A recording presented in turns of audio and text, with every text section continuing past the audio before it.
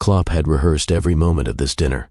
The table was centered with white candles, hand-picked wines from his family, estate, and a menu designed by the personal chef they both adored. But none of that really mattered, because he already knew the answer, or he thought he did. He reached into his suit pocket and set a small velvet box between them. He didn't open it. He didn't need to. She looked at the box, then at him. "Open it," he said, his voice low and confident. "My amazing family, this is Dr. Phillips. Welcome to Love and Twilight, where emotions meet the beauty of mystery. Here, we dive into timeless tales of passion, unspoken feelings, and the magic of connections that bloom beneath the stars.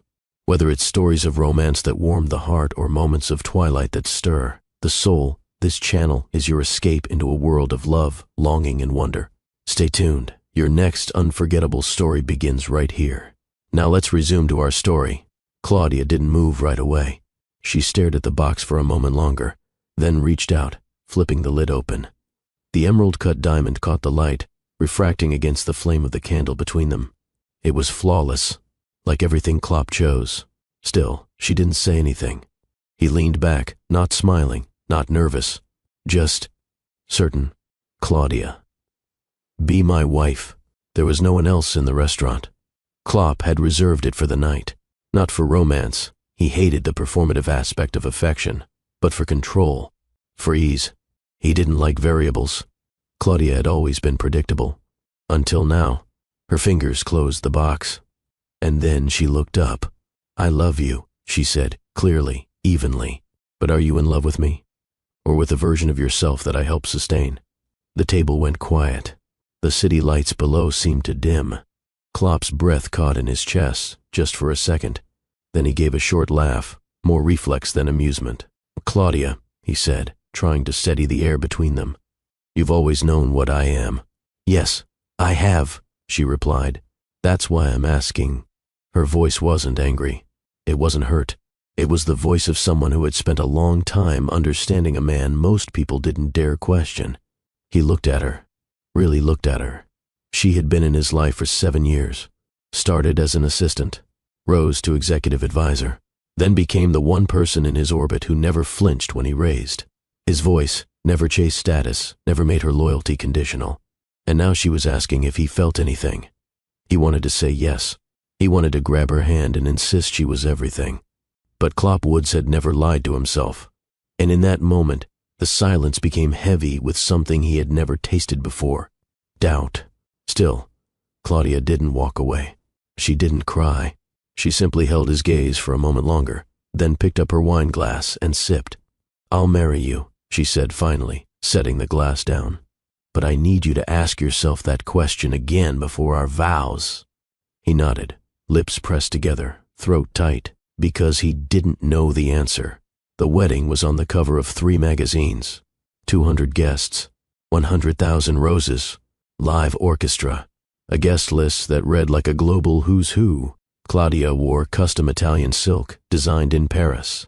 Her walk down the aisle was graceful, eyes forward, shoulders relaxed. She smiled at him, not like a woman swept off her feet, but like someone steadying herself on purpose. He wore black. They said their vows under a crystal canopy. "I promise to be your partner," Claudia said, placing the ring on his finger. Klopp repeated the line. He didn't believe in overcomplicated vows. Simplicity was efficient. They kissed, and just like that, she became his wife. In the first month, Claudia adjusted seamlessly. She took over soft operations across 3 of his firms, liaised with high-net investors, charmed shareholders' wives at charity events, and returned to their penthouse each night with takeout in one hand and paperwork in the other. On nights he came home early, she wore silk or lace, depending on his mood. She never demanded affection. She just made space for it. She didn't talk much about her day. She'd learned quickly that Klopp preferred short summaries over emotional detail. He never said thank you, but he didn't need to. His presence was affirmation enough, or so he believed. It wasn't that he didn't appreciate her. He did. He just didn't know how to show it. 3 months after the wedding, something started to shift. Not loudly, not obviously, but Claudia noticed. He stopped looking at her during meetings. When she spoke, he nodded without really listening. And when they made love, it felt transactional, polished, precise, like he was checking off another box. She didn't bring it up. Instead, she adjusted. She spent more time at the wellness center she'd invested in before the marriage, read more at night, took solo walks in the evenings, not out of distance, but out of protection. Then the intern arrived, young, sharp, technically competent, and eager to be noticed. Claudia watched the way Klopp's eyes followed her across the conference table. She noticed the extra few seconds he lingered when the intern smiled at his jokes, the occasional shift in his posture when she walked into a room. She didn't confront him, because she already knew. It wasn't about sex. It wasn't even about love. It was about something Claudia couldn't give him anymore, not because she wasn't enough, but because he no longer knew how to want someone who didn't orbit around him. The affair happened quickly. The media didn't miss a beat. Photos, headlines, speculations. Claudia watched it all unfold with the grace of someone who'd already prepared herself for the blow. When the divorce papers came, she signed without delay. She declined alimony. She accepted the Hamptons' house, not because she needed it, but because she didn't want him using it as a gesture of control. Klopp didn't try to explain, didn't try to fight. He offered her silence, and she took it like a gift. From the outside, Claudia Woods lived a dream most women only imagined. Her name had changed, her wardrobe had doubled, and her signature was now attached to major philanthropic projects and corporate development boards. She walked into boardrooms with presence, hosted investor dinners without ever spilling into awkward silence, and handled quarterly crises with the calm precision of a woman who had rehearsed every outcome. People admired her. Men envied him. She was the envy of lifestyle magazines, interviews, spreads, behind-the-scenes footage of their London home. Everything was sleek, tasteful, orderly. Yet not once did she ever feel like it was hers. Not the penthouse, not the applause, not even the man who shared her bed. Klopp Woods had a routine. His mornings began with emails, followed by silence over breakfast while reading market updates. Claudia made it a point not to interrupt. She preferred to speak after he finished. Most evenings he arrived home late, sometimes after midnight, smelling faintly of scotch and sterilized ambition. If he wasn't too exhausted, they would have sex. It wasn't rushed. It wasn't rough. It was intentional, like everything he did. But Claudia couldn't shake the feeling that she was a box he was checking. It wasn't that he wasn't affectionate. He was. When prompted, he'd touch her back as he walked by. He'd slide his arm around her waist at public events. He even remembered anniversaries without reminders. But none of it ever reached past the surface.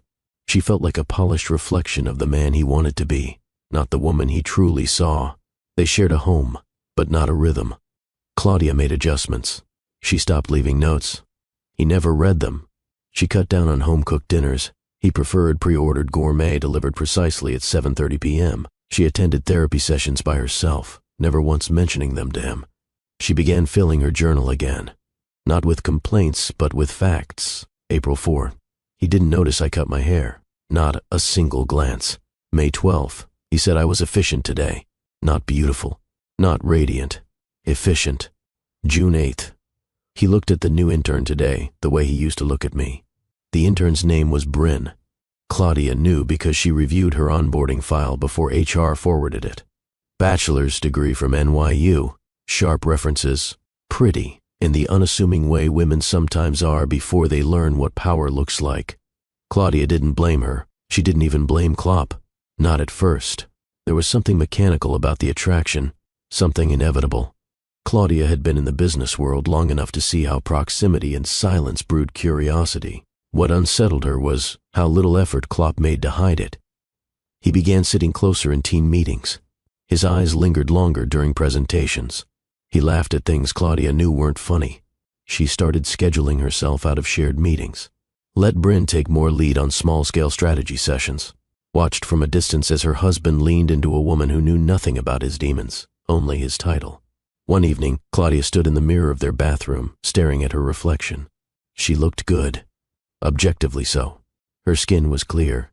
Her body still held grace and curve. She knew what heels to wear with which dress. She knew which perfume made heads turn in boardrooms and bedrooms alike. But she no longer recognized her eyes. They looked vacant, not broken, not bitter, just quiet, as if even her soul had taken a step back, waiting to see what would happen next. The confirmation arrived in the form of a phone call. A junior PR assistant accidentally forwarded Claudia an internal alert about an anonymous source selling photos of Klopp and Bryn at a rooftop lounge in Dubai. He had claimed to be in Berlin that weekend for a summit. The assistant apologized profusely.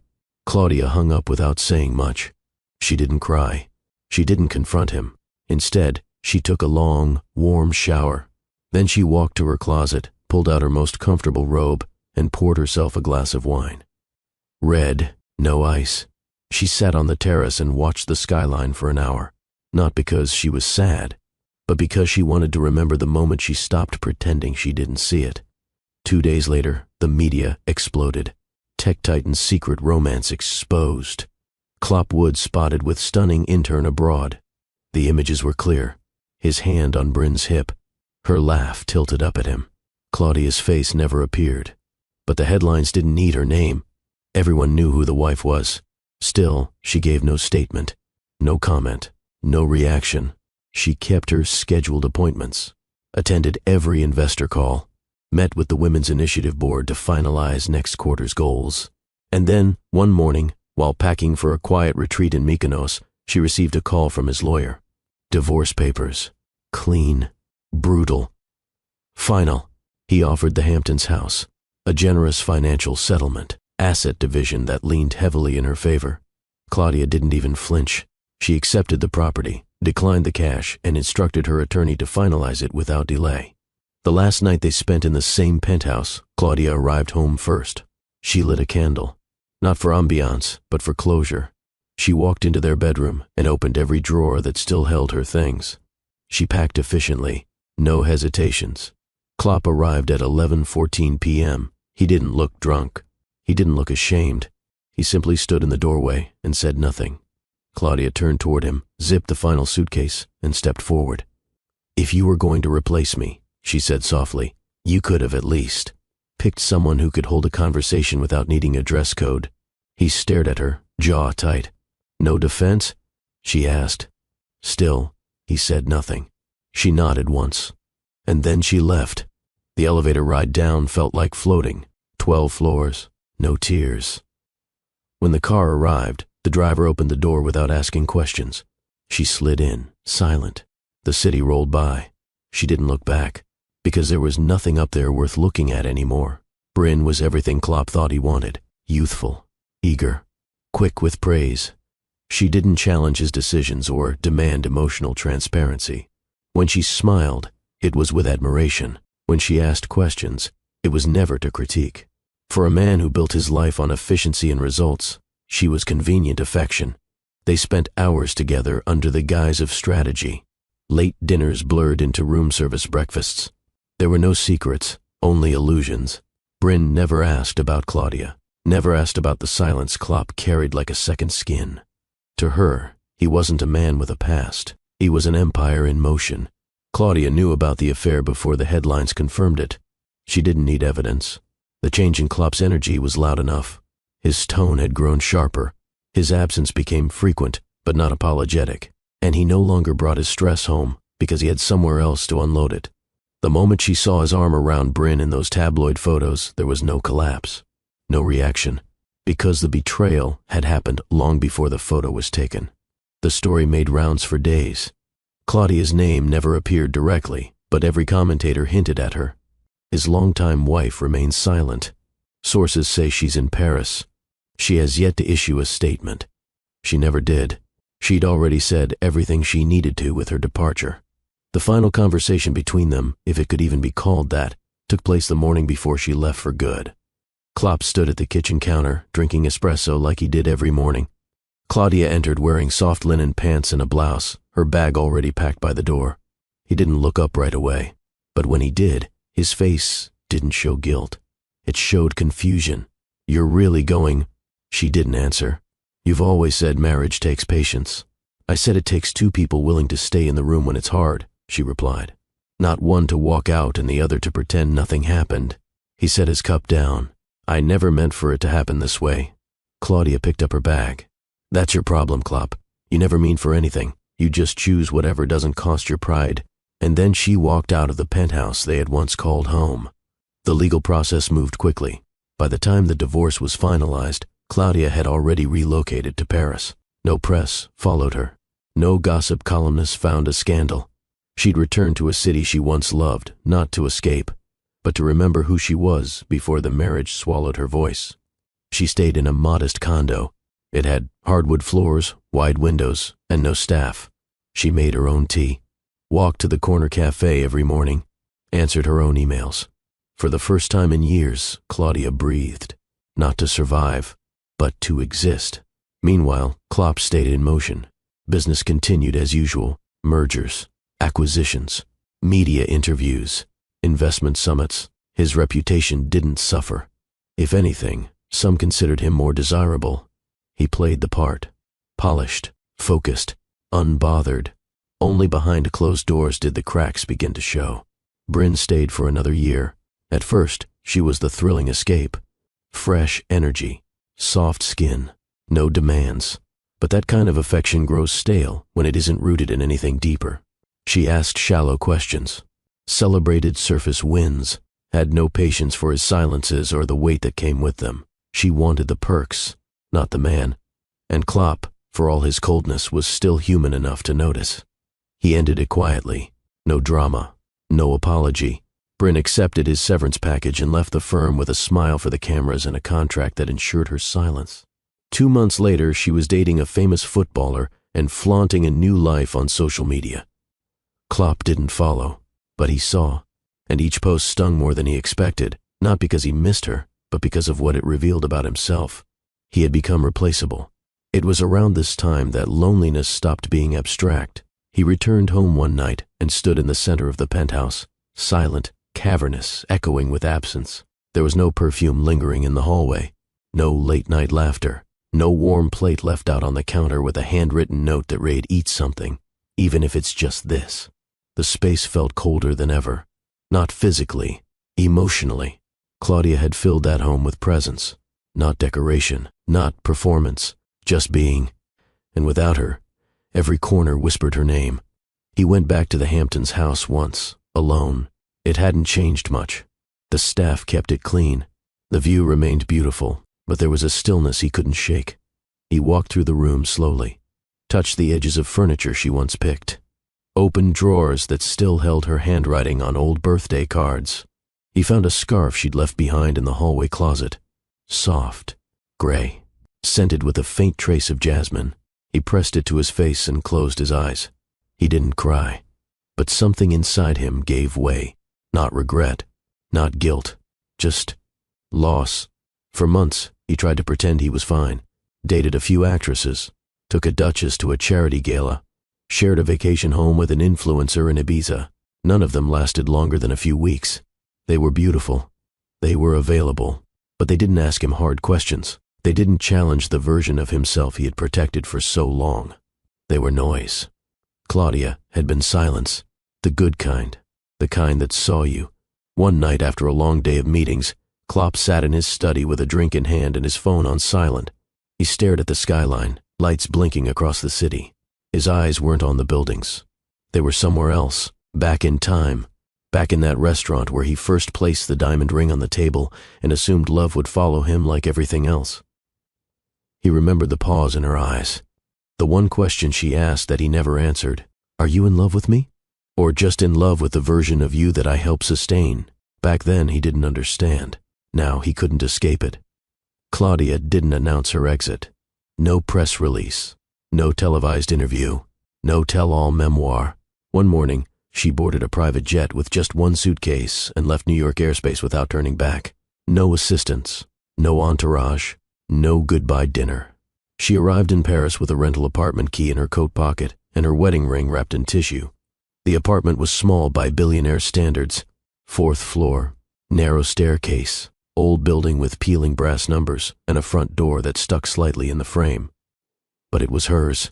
She chose it herself, and for the first time in over a decade, Claudia slept in a space without security alarms, smart surveillance, or cold marble floors. She didn't speak to anyone for the first 3 days.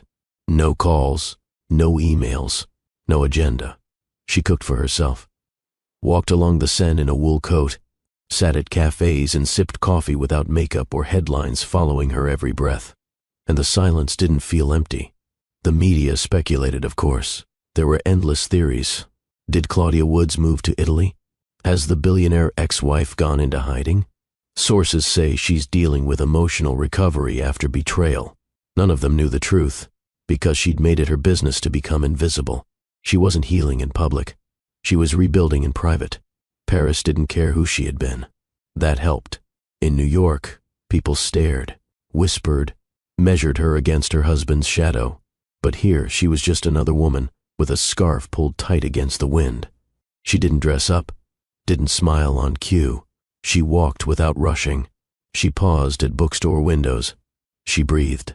6 weeks into her arrival, Claudia enrolled in a discreet business program tailored for women over 35 who wanted to pivot, not because she needed credentials, but because she needed structure.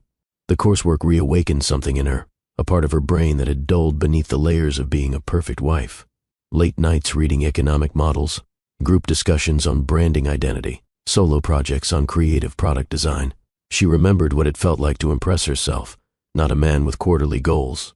She reconnected with an old friend, Delphine, a former colleague from years ago, now running a boutique design studio in Montmartre. They met for tea one afternoon. Delphine looked at her long and hard before speaking. "You look thinner," she said. Claudia shrugged. "Less pressure, less steak dinners." Delphine leaned in. "But your eyes, they're louder." Claudia didn't answer right away. Then she smiled, the first real one in months. A few months passed. She started sketching again.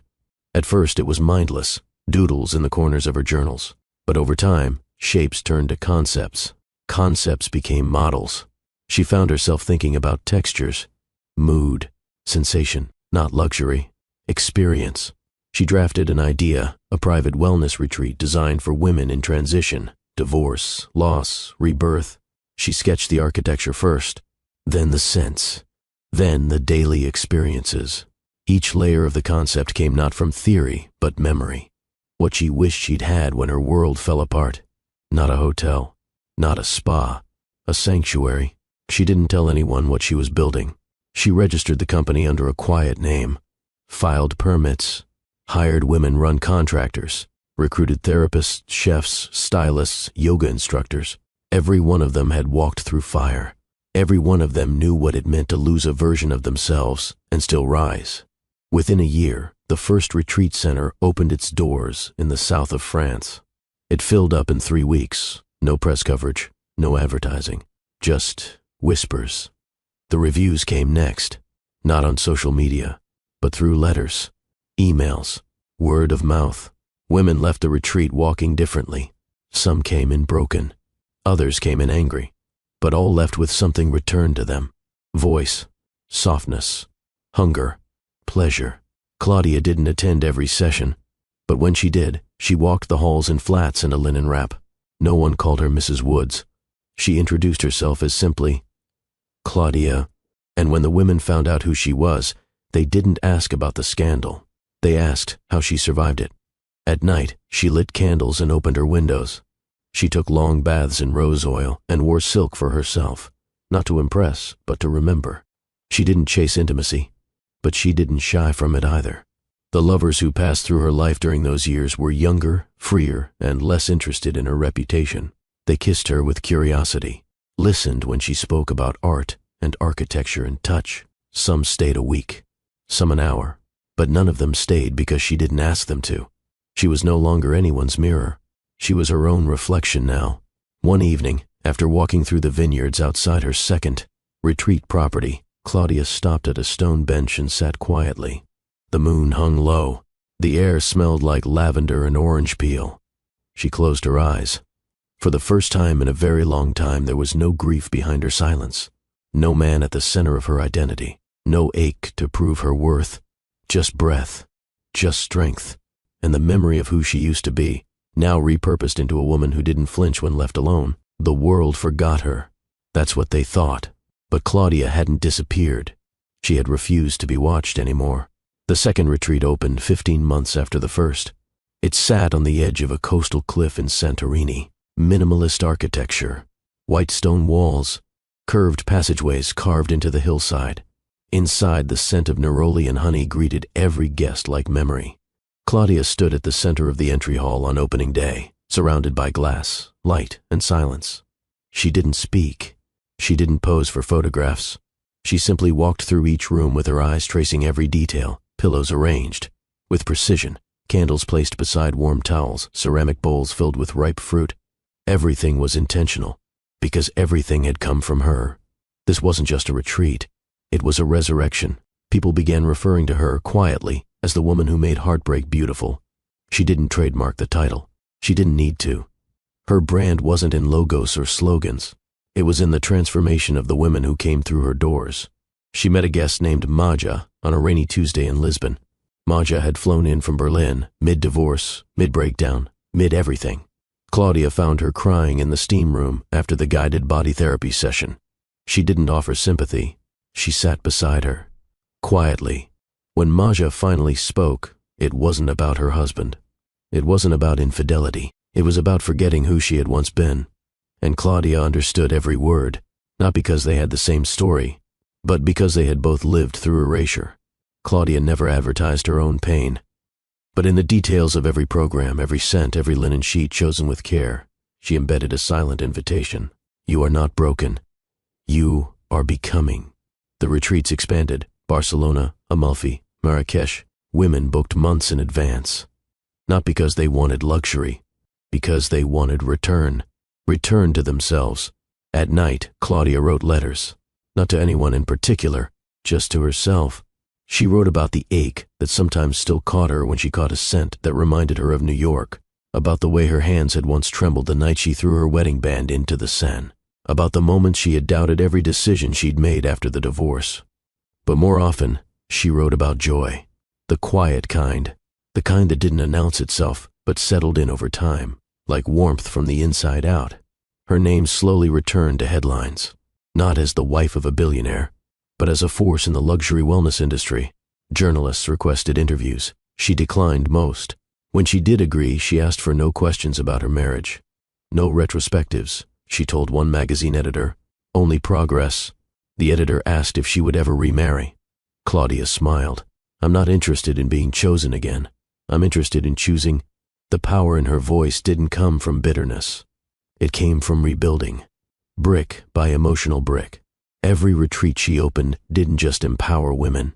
It funded local artisans, trained single mothers, created safe jobs. She didn't need press. Impact was enough. One spring afternoon, Claudia stood in the garden of her Provence location. Lavender danced in the wind. Bees hovered lazily over fresh blooms. She watched a group of women in their 40s sit barefoot on blankets, sipping tea and painting. They weren't laughing loudly. They weren't trying to impress each other. They were just together, peacefully. That was the kind of success she'd come to cherish. Not applause, stillness. Her body had changed. Her skin was softer in some places, firmer in others. Her hair now held streaks of silver at the temples, natural, not dyed. She wore clothes that moved with her rather than constrained her. She bought only what made her feel sensual, not presentable. Men noticed her, but she didn't perform for them anymore. One man, Luca, lingered longer than most. An Italian sculptor from Florence. Hands like stone and poetry, voice low and sincere. They met at an art fair in Venice. He asked her one question, "What are you building next?" It wasn't flirtation. It was curiosity. She invited him to walk the gallery with her. They spent 2 hours talking about space, design, memory, and touch. That night, he didn't ask to stay. But she told him to. And when he kissed her, it wasn't a question. It was a yes. They saw each other twice more. He never asked for more than she offered. He didn't try to shape her into softness. And when they said goodbye, it was without ache. Because not every connection needs to last to matter. Some exist to remind you of what's possible. Years passed quietly. The world kept moving. And so did Claudia. But every retreat she opened had one room reserved under her name. A reminder, not of what she lost, but of what she'd built. With silence, with pain, with her bare hands. Claudia didn't reinvent herself. She remembered herself. There was a difference. Reinvention suggested discarding the past. scrubbing down the bruised and broken parts, pretending they never existed. But Claudia wore hers, not as armor, as truth. The woman who once wore lace for a man who never noticed the detail now selected fabrics for herself, not to entice, not to impress, but to feel. The first time she wore red silk again, it wasn't for anyone else's eyes. She stood barefoot in her Provence villa, firelight warming the walls, the dress sliding over her skin like something sacred. She moved through her bedroom with the rhythm of a woman not asking for permission to enjoy her own body. She wasn't rehearsing. She was remembering.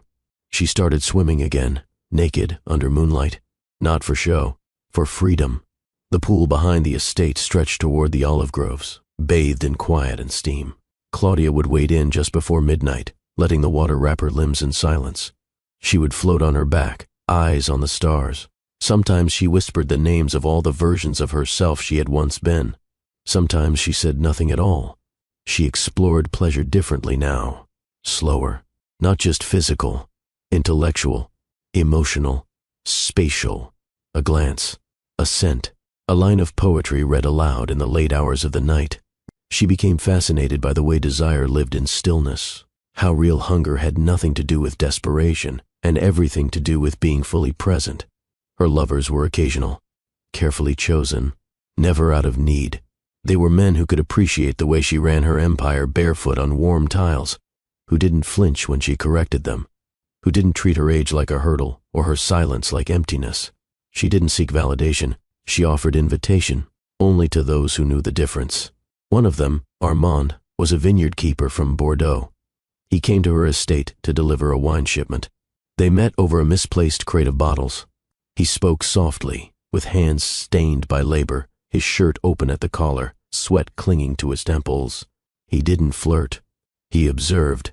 "You walk like someone who's stopped waiting to be noticed," he said. She tilted her head. "Should I take that as a compliment?"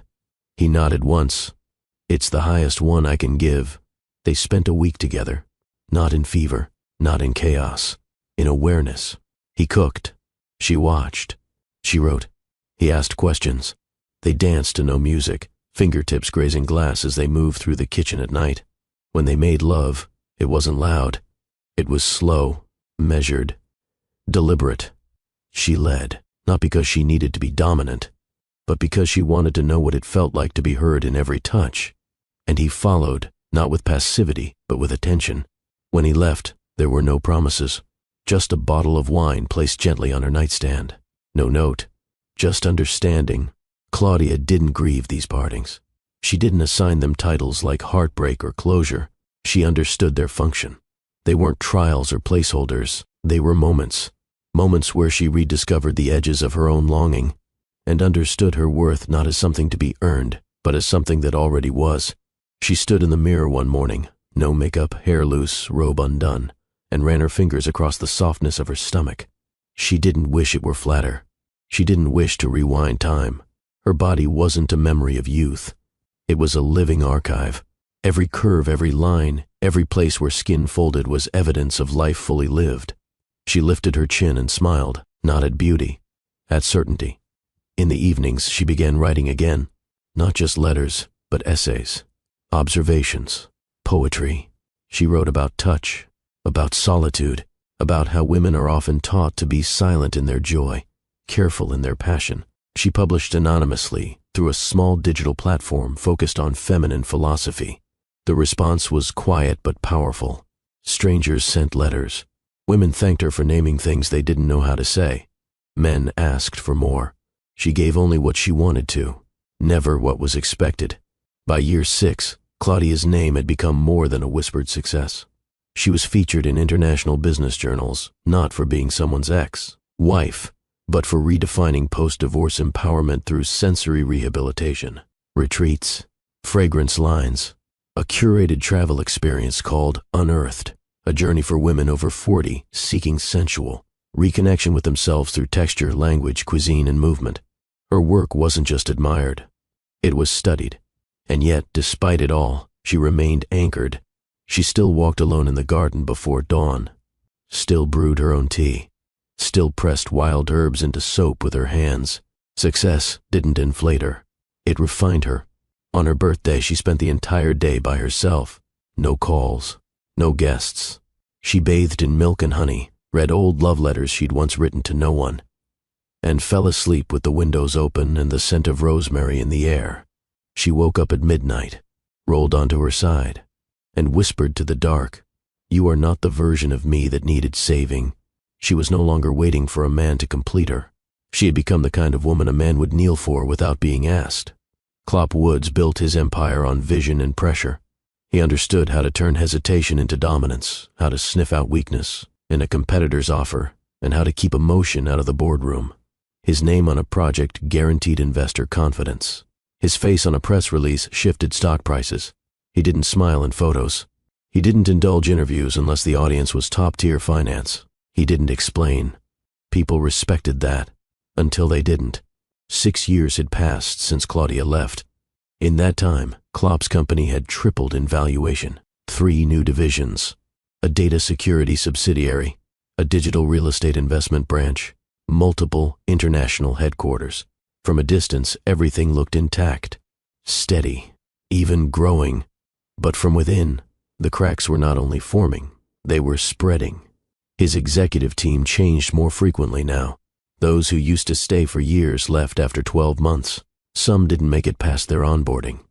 His meetings had become colder, shorter. There were fewer jokes, no moments of warmth. Decisions were faster, but lacked the pulse they once had when Claudia was behind the scenes guiding strategy from the shadows. He'd never admit it, but she'd been the human rhythm to his mechanical drive. Now, without her, things still moved forward, but the motion lacked soul. He dated, of course. A public figure couldn't remain alone for long without inviting speculation. There was a steady cycle of polished, camera-ready women on his arm, actresses with glowing smiles, gallery curators, lifestyle consultants. None of them lasted. They attended his galas, posed for photos, whispered into his ear at launch events. But none of them stayed past the after-party. He didn't bring them to his real life, to the late nights in the study, to the balcony where he drank in silence, to the bedroom that no longer felt like a place for intimacy. He didn't allow anyone in, because no one knew how to walk in barefoot like she did. He kept the penthouse but rarely slept in the master suite. He claimed it was due to renovations. The truth was less curated. Her scent still lived in the fabric of the curtains. Her voice echoed off the marble bathroom walls. The closet felt haunted by her restraint, how she took only what she needed when she left, and not a thing more. Every object she didn't take became an indictment. He found her earring once, tucked in the corner of a drawer. He stared at it for hours. The silence in his home was no longer a luxury. It was a mirror. Every sound he didn't hear reminded him of her absence. The clink of a teaspoon on porcelain, the slow tap of her heels on the hallway, the sound of her voice in the next room, low, deliberate, always steady. Even his coffee tasted different. She used to grind the beans fresh when she knew he had a long day. He now relied on machine settings. Everything worked. Nothing satisfied. Business success didn't make up for the void. No award, merger, or conference filled the room the way Claudia once did, without effort, without announcement. She had made their world feel intimate, even when it spanned cities. Now, no matter where he traveled, the emptiness followed. Singapore, Dubai, Sao Paulo, private jets, 5-star suites, champagne on ice, and still, he found himself returning to the same thought. She's not here. One night he stood at the center of a gala, held in his honor, 10 years of expansion, global recognition, philanthropic influence. He wore the suit Claudia once helped him select, tailored to perfection. The room was filled with power. People laughed, toasted, whispered about deals, about futures, about him. But all he could think about was a moment from years ago. Claudia, in their kitchen, barefoot, stirring tea. She wasn't trying to impress. She was just present, and he hadn't understood the value of presence until it was gone. In private moments, the memory of her voice would surface without warning. Not the glamorous voice she used for events. The quiet one. The one she used when reminding him to sleep, to eat, to stop working. He'd ignored it then. Now, he longed for it more than he could admit. He once tried to recreate it, hired a consultant to humanize his brand, reintroduce warmth into his executive environment, bring more emotional intelligence to the leadership floor. It failed, because Claudia hadn't operated from a playbook. She knew people. She listened. She adjusted. She didn't need to manipulate. Her presence changed the temperature of a room. He realized, far too late, that people didn't just stay in his company because of him. They stayed because of her. His therapist once asked him, "Do you miss your wife?" He didn't answer. Instead, he said, "She wasn't just my wife." The therapist waited. He clarified, "She was the part of me I never developed." After a business summit in Copenhagen, he stayed an extra night. Not for meetings, for the quiet. He walked the streets with a scarf wrapped around his collar, breathing in the late autumn air. He passed a florist. A woman walked out holding white lilies and laughing into her phone. Her hair caught the wind the same way Claudia's used to. For half a second, he froze. Then she turned, and the spell broke. But the ache didn't. He didn't regret building his empire. He regretted doing it alone. And worse, realizing that he never had to. Claudia had never asked to compete with his ambition. She only ever asked to belong within it. And he hadn't made room. Now, in boardrooms that echoed with applause, in towers he owned outright, in penthouses that overlooked cities most people dreamed of visiting, he walked alone. He had everything.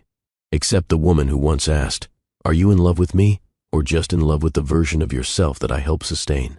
And now, all these years later, he finally had the answer. Klopp Woods could have anyone. That wasn't arrogance. It was observation. The invitations came often, slipped into cocktail napkins, whispered through assistants, emailed, discreetly by women who understood exactly what kind of man he was and didn't care. But it never mattered how beautiful they were, how sharp their heels, how practiced their gaze. There was a gap between their bodies and his soul.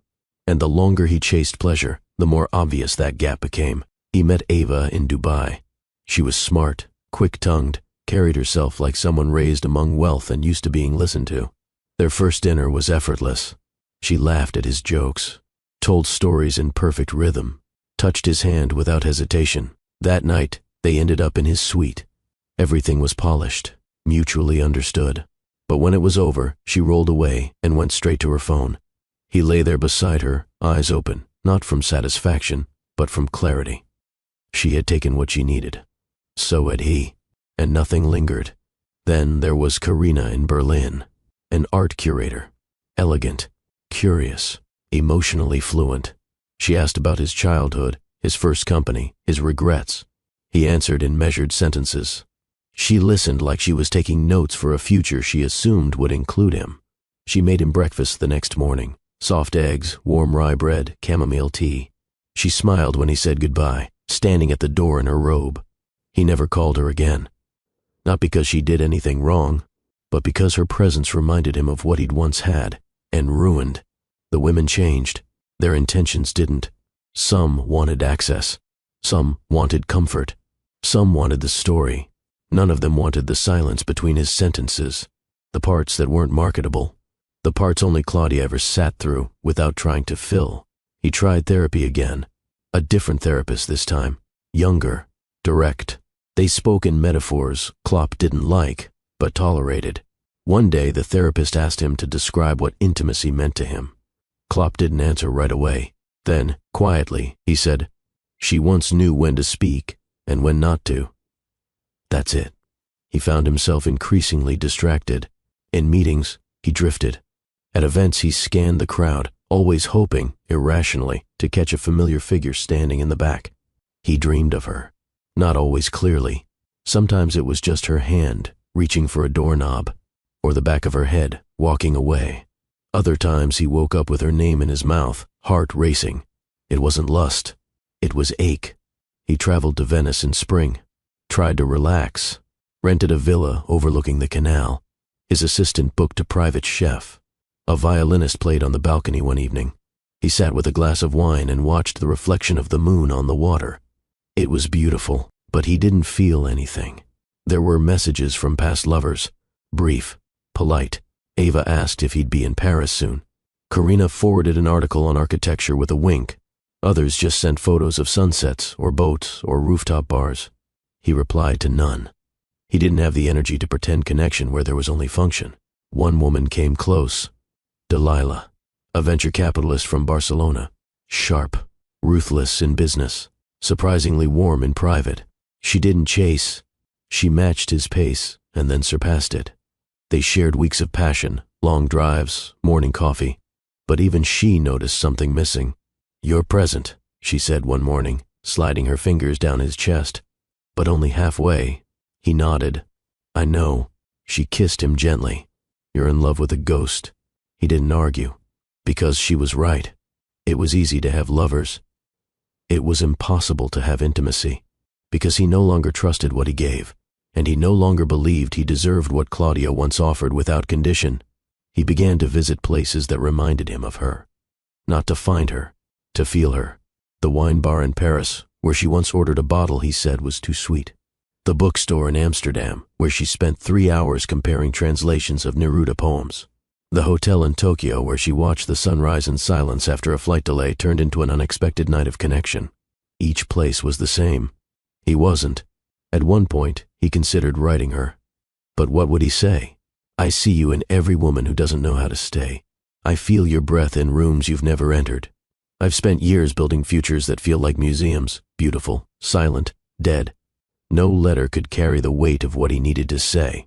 And even if it could, he wasn't sure she'd read it. He once overheard 2 junior partners talking in the lounge outside his office. They were young, early 30s. One said, "I'd give anything to have what Klopp Woods has." The other replied, "You mean the company or the loneliness?"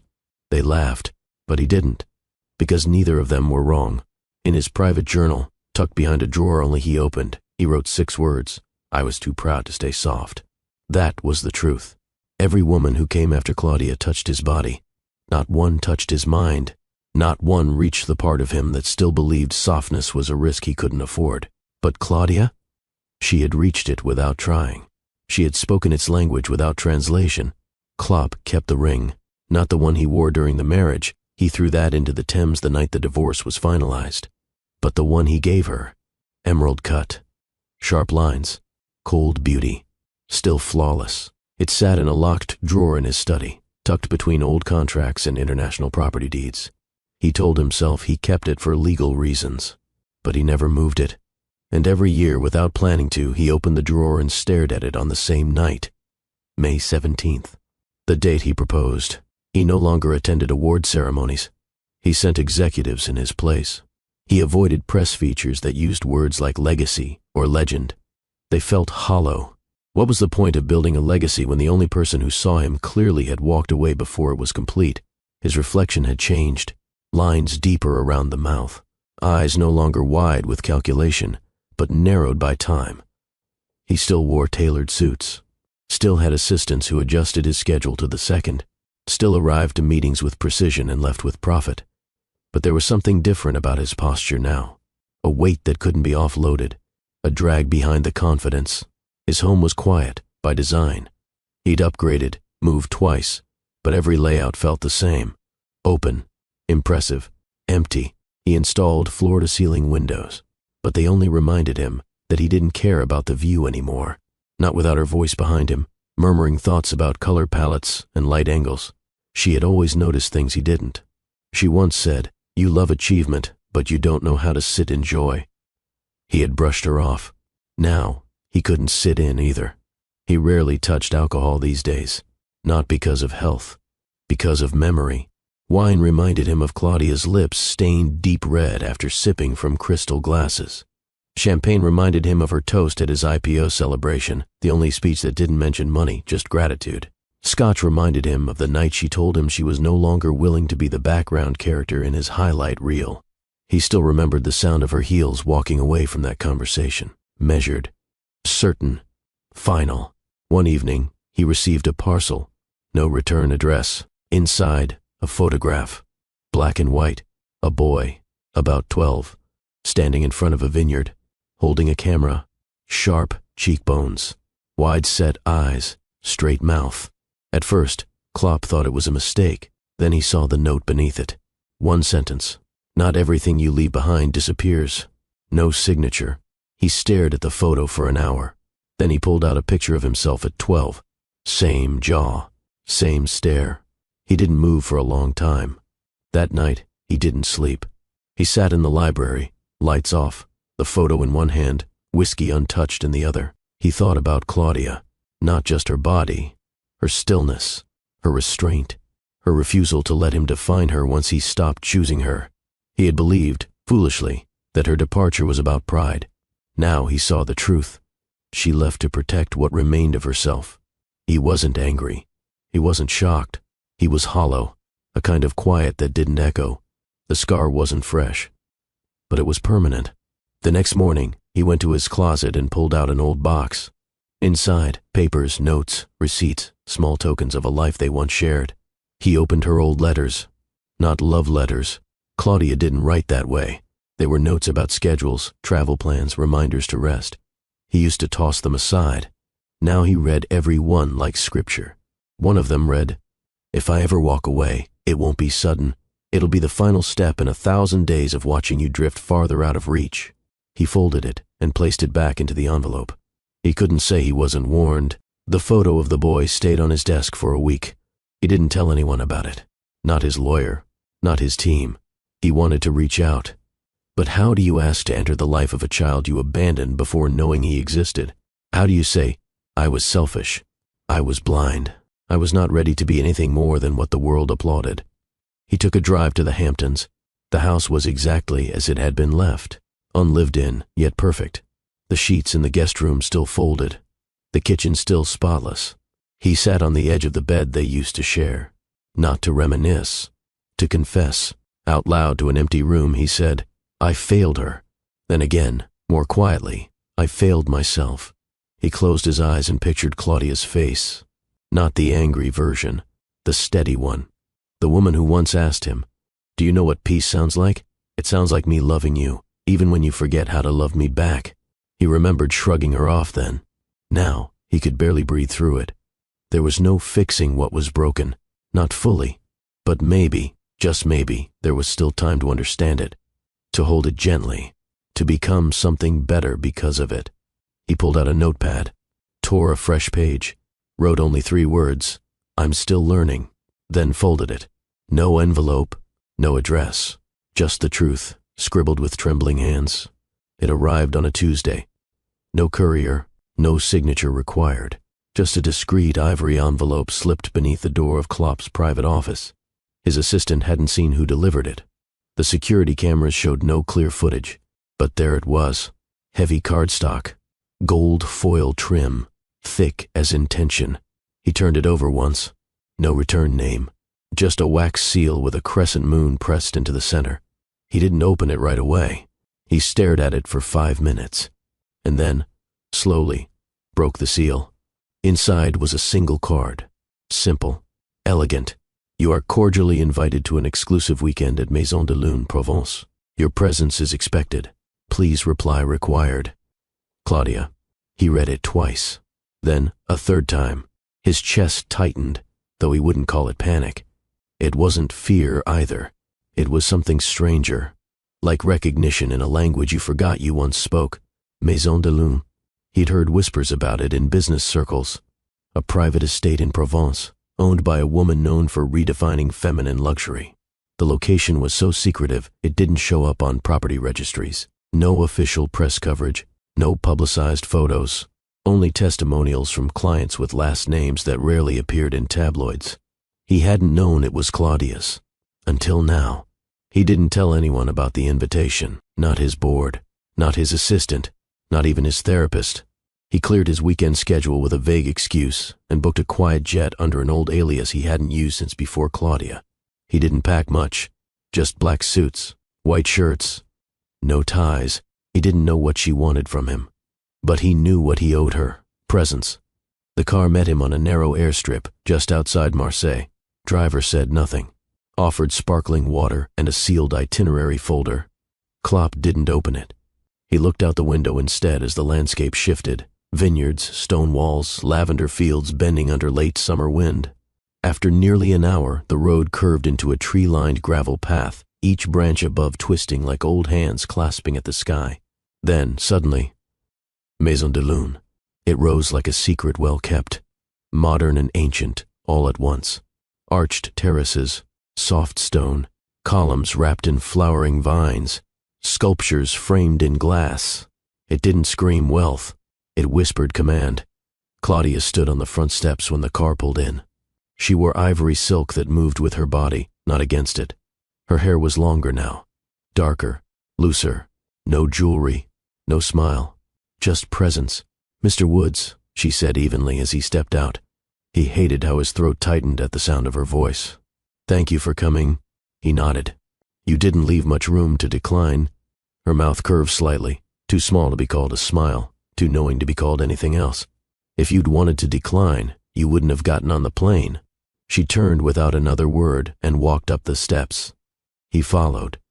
Inside, the estate was nothing like the homes he'd known. It breathed. Natural lights spilled from skylights. Scented air drifted from unseen vents, notes of sandalwood and something softer like honey or memory. Women moved through the halls, none of them rushing, none of them glancing twice at him. It was a different kind of empire, not built on intimidation, but precision. Claudia led him to a private suite. Cream walls, linen drapes, a terrace overlooking the vineyard. He dropped his bag on the chair and turned to her. "This isn't about revenge," he said. "No," she replied calmly. "It's not." "Then what is it?" Her eyes didn't blink. Closure. The silence between them thickened. She stepped forward, not quite close, but enough that he could smell the warmth of her skin. "You've built companies, weathered losses, acquired nations practically. But the one thing you never did," she tilted her head, "was look back at what you destroyed." He didn't respond, not because he disagreed, but because he couldn't pretend anymore. Later, she left him alone. He sat on the terrace, hands resting on his knees, the vineyard below lit by golden dusk. The staff brought dinner, simple, elegant, salmon, figs, fresh bread. He ate slowly, watching the sky change color. She didn't reappear. No explanation, no itinerary. Just space and time. The next morning, he joined a breakfast circle on the east lawn. Claudia was already there, speaking softly with a group of guests, artists, designers, one retired opera singer. She didn't introduce him. He didn't mind. She belonged to this world now, and he was only passing through. Throughout the day, he watched her work. She didn't command attention. She didn't perform. She moved. She listened. She corrected details with a glance, guided staff with a nod, soothed conflict with no raised voice. She was a queen, but not in the way men usually define it. She didn't need a crown. She carried command in her silence. That night, he found her in the garden. She was trimming herbs, bare hands, dirt under her nails, sleeves rolled. He paused a few feet away. "You planned all this." "I invited you." "Same thing." She wiped her hands on a towel and looked at him. "You came because you still think there's something to win." He didn't argue, because that used to be true. But now, he wasn't sure. She stepped closer. "Why are you really here, Klopp?" He opened his mouth, closed it again, and then, with a voice lower than he expected from himself, he said, "I couldn't carry it anymore. The absence." She studied him for a long time, then turned back to the herbs. "Good," she said softly. "Then you're finally ready to listen." The days at Maison de Lune didn't follow clocks. There were no bells, no reminders, no forced activities, just rhythm. Sunlight spilled in slowly every morning, creeping across stone floors and wrapping its way around the arches of the courtyard. The guests moved like dancers without choreography, gliding from balconies to gardens, dipping in and out of rooms filled with oils, books, textures, and silence. Klopp didn't know what to do with stillness. His world had been built on precision, but here it dissolved. He tried to structure his mornings, wake at 6, light jog, coffee, emails. By day 2, his phone was locked away by the concierge. "No screens in the inner estate," they told him gently. "House policy." At first, it felt like exile. Then it started to feel like mercy. Claudia was nowhere and everywhere. She didn't announce herself.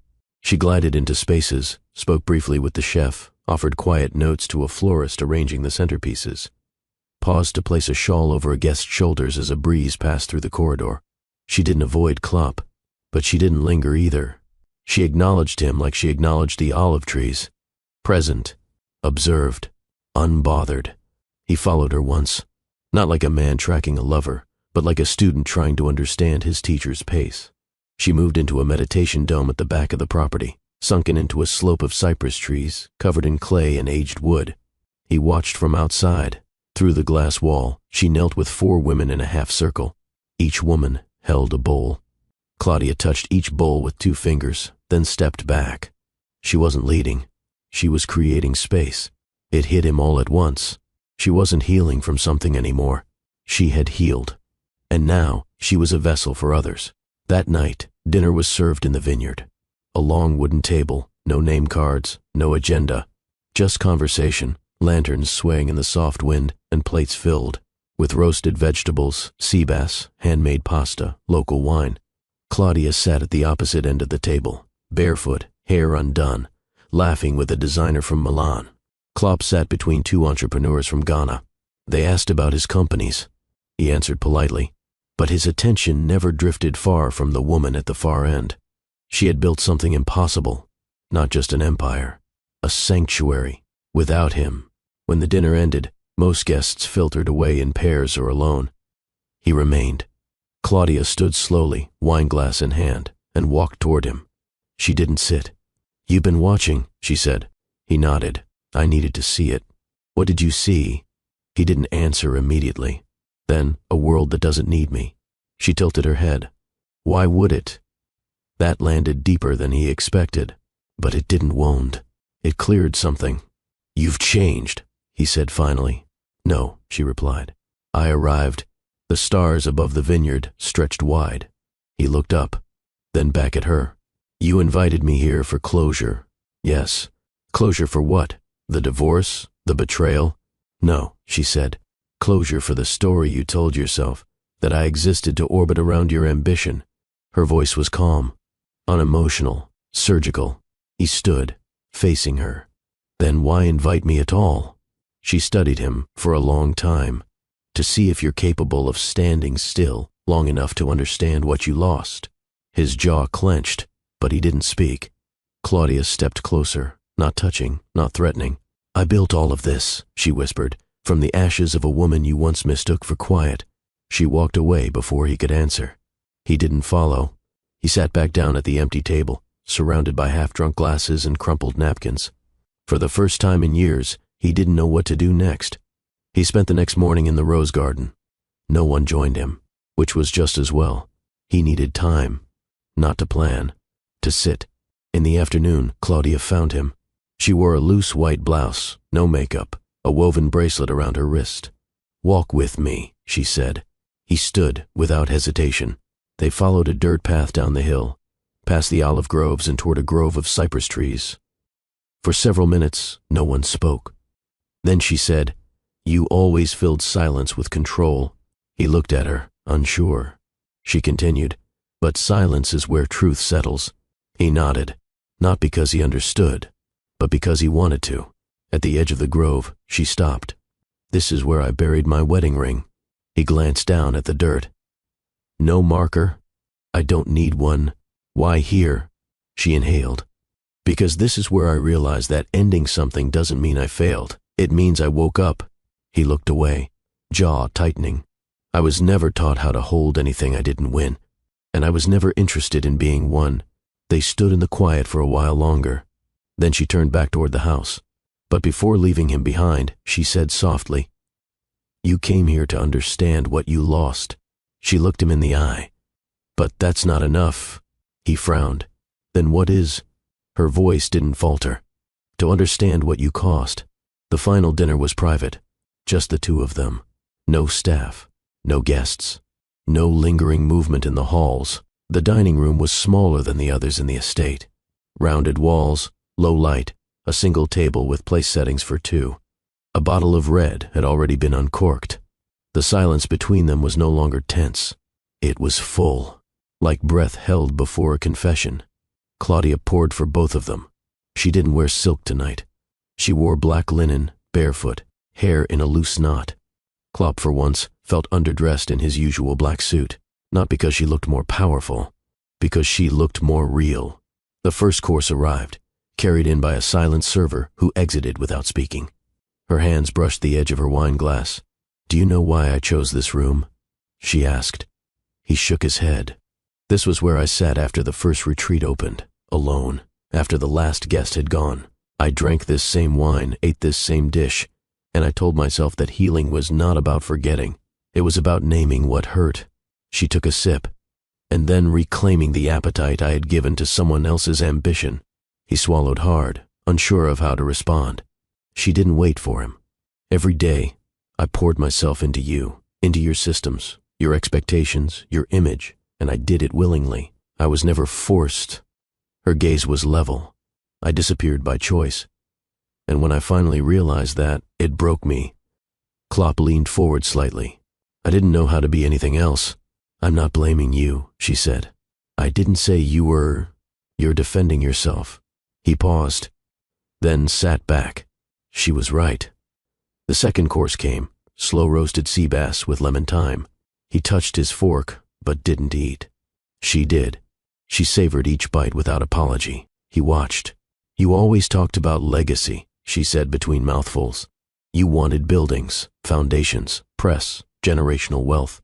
She set her fork down. But I was the only thing you had that could have made all of it mean something. He felt the weight of that land on him. Not like a blow, like gravity. I see it now, he said. She looked at him. Do you feel it? Yes. Where? He hesitated. Then, softly in my chest. Then you're not too far gone. For a while, they didn't speak. The final course came. Figs soaked in honey, crushed almonds, shaved chocolate. She took one bite. He didn't. I spent years pretending I didn't love you anymore, she said, staring at her plate. Tried to rewrite the memories. Tried to turn you into a villain so I wouldn't miss you. She met his eyes. But the truth is, I never stopped loving you. He blinked. She added, I just stopped needing you. He reached for his glass, then stopped. I never found you in anyone else. I didn't leave so you could go looking for me, she said calmly. I know. Did you? He looked down. I do now. Claudia stood and walked toward the terrace doors. She opened them, letting in the sound of night insects and the faint rustle of vines. He rose and followed, stopping a step behind her. You once asked me, she said, if I could ever love you again. He hadn't remembered saying it aloud, but the weight of it now made his lungs feel tight. She turned to face him. I could. Hope flared in his chest. But not as the man you were. It flickered. Not even as the man you are then. But maybe, as the man you're still becoming. He stepped closer. Not to touch, just to hear better. And what would that man need to be? He asked. She tilted her head. Quiet, not silent, quiet. He waited. Soft without apology, strong without control, present without a script. He closed his eyes briefly. She looked at him like she once had. Not like a wife, like a mirror. If I do, it won't be for you. He nodded. It'll be for the boy. His breath caught. She didn't pause. For the man he needs, not the man you used to be. He opened his mouth, but she stopped him. No promises, she said. No declarations. Just this moment. She extended her hand. Can you stand in it without running? He took her hand. Not like a businessman sealing a deal. Like a man learning how to hold something delicate. The wind shifted. She stepped beside him, their shoulders aligned, facing the vineyard together. You never noticed how the grapes ripen, she said. He shook his head. No, they don't need shoulders aligned, facing the vineyard together. You never noticed how the grapes ripen, she said. He shook his head. No, they don't need to be forced, she whispered. They just need the right environment. They stood like that for a long time, saying nothing, not returning, not rushing, just standing, side by side, in the silence he had once feared, now learning how to make room inside it. The night after their conversation on the terrace, Claudia hosted a dinner, not for him, for them. Artists, economists, designers, scientists, a few familiar faces Klopp recognized from Forbes lists, others he'd never heard of, but who spoke with the kind of certainty that could only come from lived brilliance. The dining hall was long, glass-paneled, surrounded by vines coiling upward like time itself. There were no introductions made for him. Claudia didn't seat him beside her. She placed him 3 chairs down, between a South African textile historian and a woman who'd just completed a 3-year solo sail across the Atlantic. He sat still, quiet, absorbing. Nobody cared that he was a billionaire. Nobody asked about market value. They were talking about ecosystems, identity, the architecture of touch, the science of scent. He didn't speak for half an hour. No one noticed. And for the first time in years, that felt right. Claudia moved between conversations with effortless gravity, not performance, not pretense, precision. When she laughed, it was earned. When she paused, others followed. She didn't cling to attention. She granted it.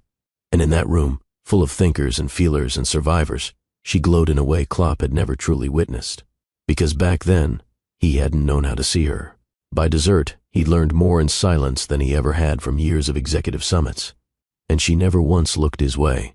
Not out of cruelty, but because he wasn't the center anymore. After the guests left, Claudia stayed behind to collect plates. She didn't summon staff. She didn't ask for help. She moved with rhythm, stacking empty glasses, brushing crumbs from linen with slow, circular motions. Klopp stood in the doorway, watching, then stepped forward. He took a plate from her hand and began gathering others. No words, just motion. She allowed it, didn't thank him, didn't instruct him, just worked, side by side. They cleaned in near silence. The room had been reset in minutes. When she finally looked at him, there was no expectation in her gaze. Only acknowledgement. "I'm staying in the East Wing tonight," she said. He nodded. "I know." She turned to go, then paused. "You used to expect that I'd follow you. I remember. You used to believe I'd always forgive you." "I did. You used to think sex was a currency." He took a breath. "And now," she studied him, "now I wonder if you've ever truly been touched." She disappeared into the hallway. He didn't follow, not because he didn't want to, but because for the first time in his life, he understood that wanting wasn't enough. Midnight passed slowly. He sat on the edge of the bed in the guest suite, eyes tracing the shadows across the ceiling. He didn't crave sleep. He craved permission, not from her, from himself, to feel everything he had kept buried, to admit the moments when he had used love like leverage, to acknowledge how often he mistook loyalty for servitude, and to accept that the woman who once begged for his attention no longer needed it to breathe. He woke before sunrise, showered, dressed in a plain white shirt and cotton trousers someone had placed in the closet, made tea, and sat on the edge of the terrace watching the sky shift into amber. At 6:43 a.m., she joined him, not with ceremony, just presence. She didn't speak at first. She sipped from her own mug, chamomile, no sugar. Then, finally, "Why didn't you follow me?" He turned to her. "I didn't deserve to." She looked at him a long while. "You're right." She sipped again. "But you're also learning." They didn't need to dissect the dinner, or the silence, or the new balance of power. Because something unspoken had already settled, Claudia no longer needed to be chosen. And Klopp had stopped trying to control what he hadn't earned. They walked through the garden later that morning, barefoot, no agenda, just scent and soil. She picked a fig from a tree and offered him half. He took it, chewed slowly. It was the sweetest thing he'd tasted in years. "You're different," she said quietly. He glanced over. "Not fixed," she clarified. "Just slower. I don't want to be the man I was. That man only took." "I see that now." She nodded. He added, "And you?" She raised a brow. "You're not the woman I left." "No," she said. "That woman's gone." He nodded, a beat behind. "I miss her." Claudia stopped walking. "You never knew her." That landed hard. But it was true. He never saw her pain, only her productivity. They reached the edge of the path. She turned to him. "There's nothing left to beg for." "I know. There's nothing to win." "I'm not here to win." "Then why are you still here?" He looked her in the eye. To witness, the corners of her mouth lifted. Slight, subtle, enough. That night, they didn't make love. They didn't even touch. They sat on the floor of her study, books spread around them, feet brushing occasionally, heads tipped, in quiet dialogue about Neruda and Sappho and something a French philosopher once said about longing. She handed him a passage to read. He read it aloud, not to impress, to feel it in his mouth. When he finished, she placed her hand over his heart. "You're starting to understand," she said, not as praise, as truth. And for the first time in his life, Clop Woods didn't feel like a conqueror. He felt like a man finally worthy of the softness he had once feared. The courtyard at night was different. It didn't demand silence. It invited tension. Stone columns framed the space, draped in flowering vines. The floor was warm from the heat of the day. Lanterns flickered in low corners, their flames swaying with the breeze, casting shifting shadows against the walls. Claudia stood barefoot on the mosaic tiles, a thin shawl falling from one shoulder. Clop had been passing through, returning from the meditation dome. He stopped at the sight of her, caught mid-step. She didn't turn to him right away. She let the silence hold. "You never used to knock," she said finally, her voice low, nearly lost in the wind. He stepped closer, slowly. "I never knew how," he answered. She turned now, her expression unreadable, yet charged. "You were always the one opening doors you never intended to stay behind." He took another step. She studied him. "Now you ask permission." Her hair was loose tonight. No makeup, no performance, just skin, breath, and restraint.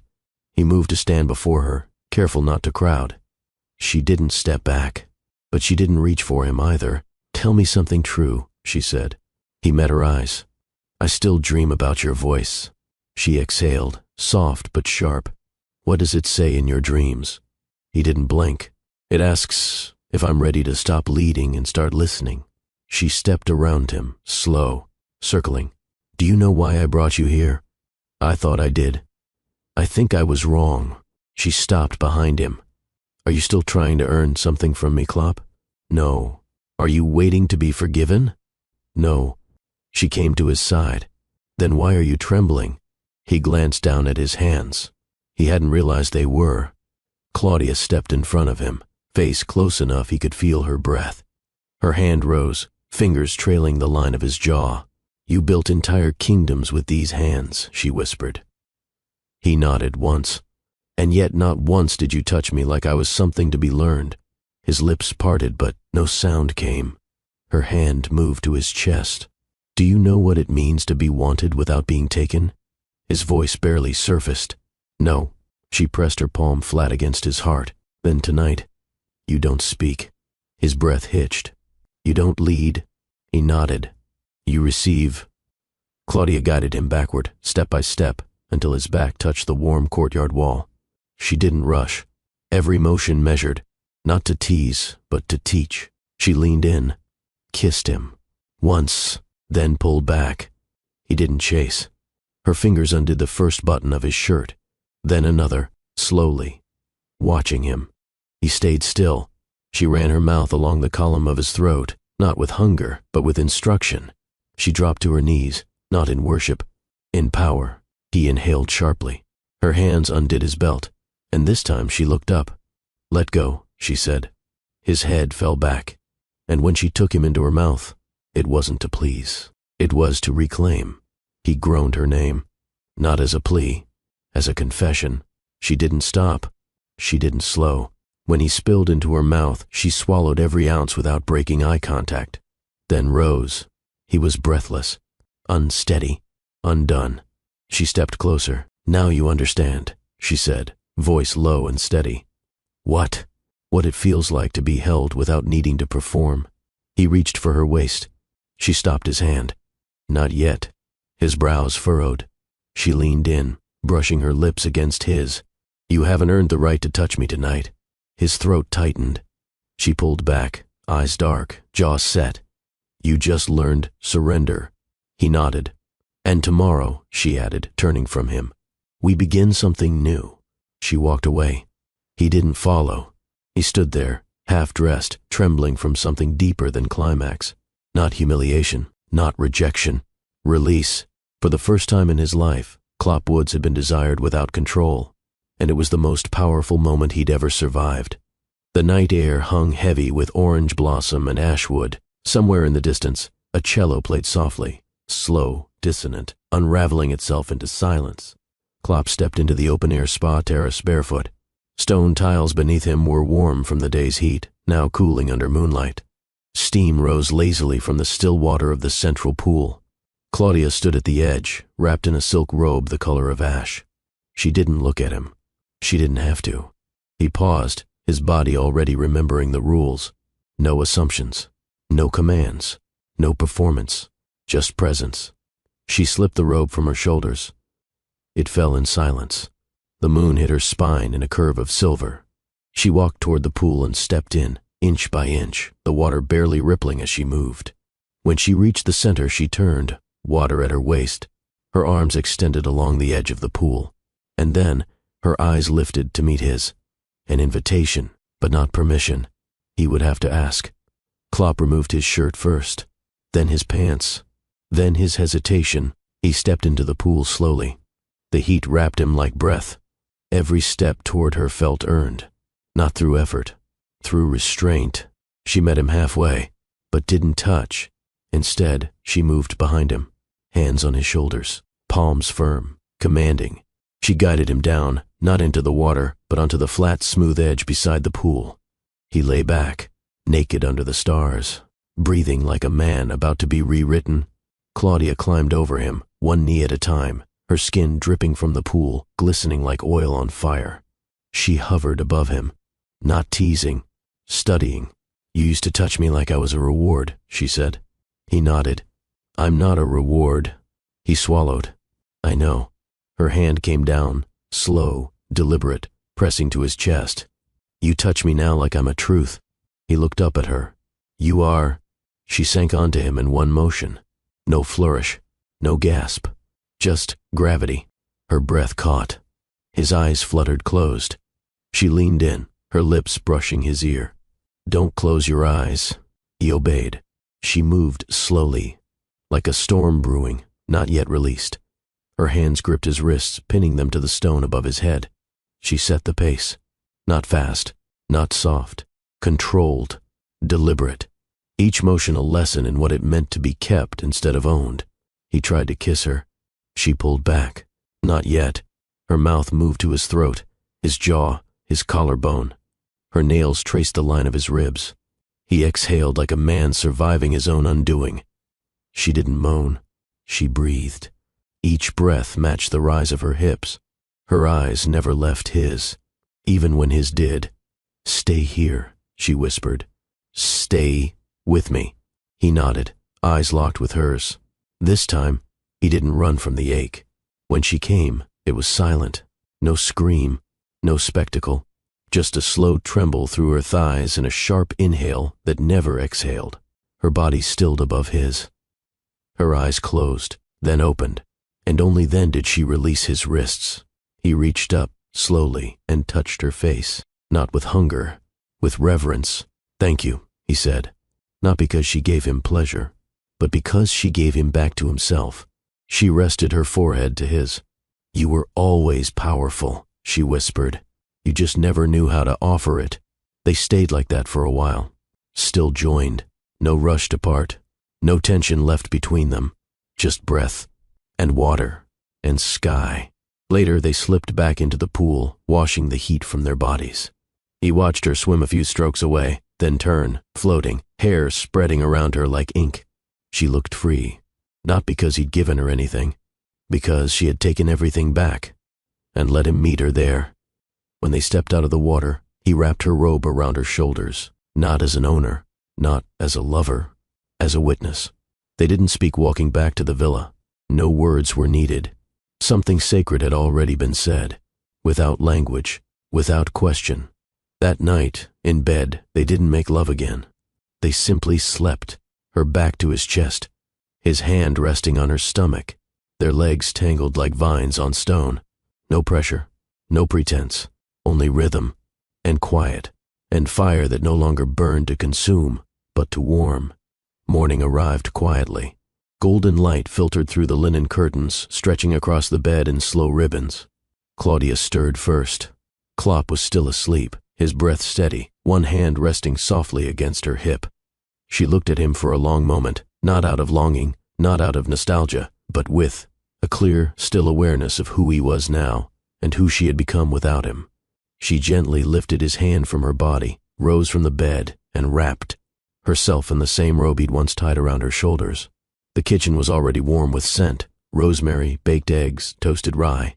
One of the staff nodded as she entered. "Just tea," Claudia said softly. They knew her rhythms. She stepped out to the terrace with a porcelain cup in hand and sat alone, beneath the shade of the olive tree that crowned the east garden. It had been planted on the day she bought the estate. It had grown slowly, but with certainty, much like her. Klopp woke to absence. He reached instinctively to the space beside him and found only fabric, still warm but empty. He sat up, blinked against the morning haze, and pulled on the linen shirt he'd draped over a chair the night before. When he entered the kitchen, no one announced him. No one offered him anything. This wasn't his domain, and he no longer expected it to be. He found Claudia outside, exactly where she'd positioned herself, centered, composed, in no need of ceremony. He approached. She didn't invite him to sit, but he did anyway. For a while, they didn't speak. Birdsong hummed around them, a gentle soundtrack to the clarity between them. Finally, she said, "That night was not a reconciliation." He nodded. "I know. It wasn't a return. I didn't assume it was." She turned her face toward him. "You still carry expectation in your silence. Do you know that?" He didn't flinch. "I'm learning to carry less." She sipped her tea. "You once told me I was the only person who didn't need to earn my place beside you. I remember." "You lied." His throat tightened. She continued, "I spent years trying to hold a place in your life that was never truly mine. You gave it to me when it suited you. You took it back when you needed control." He bowed his head slightly. "I see that now." She leaned back in her chair, legs crossed, robe open at the collar. "I brought you here to show you who I am now, not to seduce you, not to restart something that died without a funeral." He looked up at her. "And last night?" Her voice was calm. "Last night was power, not romance, not reconciliation." He absorbed it. She didn't apologize. She didn't explain. "You still love me," he said quietly. "Yes, but not the way I want." "No." He nodded slowly. "I don't own you." Her eyes sharpened. "You never did." The quiet held between them. Then, softly, "Does this mean goodbye?" Claudia tilted her head. "Goodbye implies ending." He waited. She clarified, "This is not an ending, it's a definition." He took a long breath. "I want to stay close to you." "That depends." "On what?" "On whether you understand the new shape of closeness." She stood, robe falling open slightly as the breeze kissed the skin beneath. He didn't stare, not because he wasn't drawn to her, but because he finally understood reverence. Claudia looked down at him. "You can't stay if you're waiting for what we had." "I'm not." "Good, because that woman doesn't exist anymore." He stood with her. "I don't want her." Claudia's voice dropped lower. "You used to need me soft, now you need me honest. Can you live with that?" He stepped closer, slowly. "I want what's real." She moved past him, walking back toward the villa. He didn't follow immediately. She called back without turning around. "Today is for boundaries." That single sentence anchored everything. He wasn't invited to touch her. He wasn't allowed to linger in memory. Not anymore. Instead, he spent the day in the library, not reading, sorting. He pulled journals from her collection, looked at the way she annotated the margins, how she responded to authors with disagreement, not worship. He realized she never once tried to erase her pain from the pages. She just used it as material. Late afternoon, they crossed paths in the east corridor. She was on the phone, speaking French, giving quiet instruction to someone about a shipment of bath oils delayed in customs.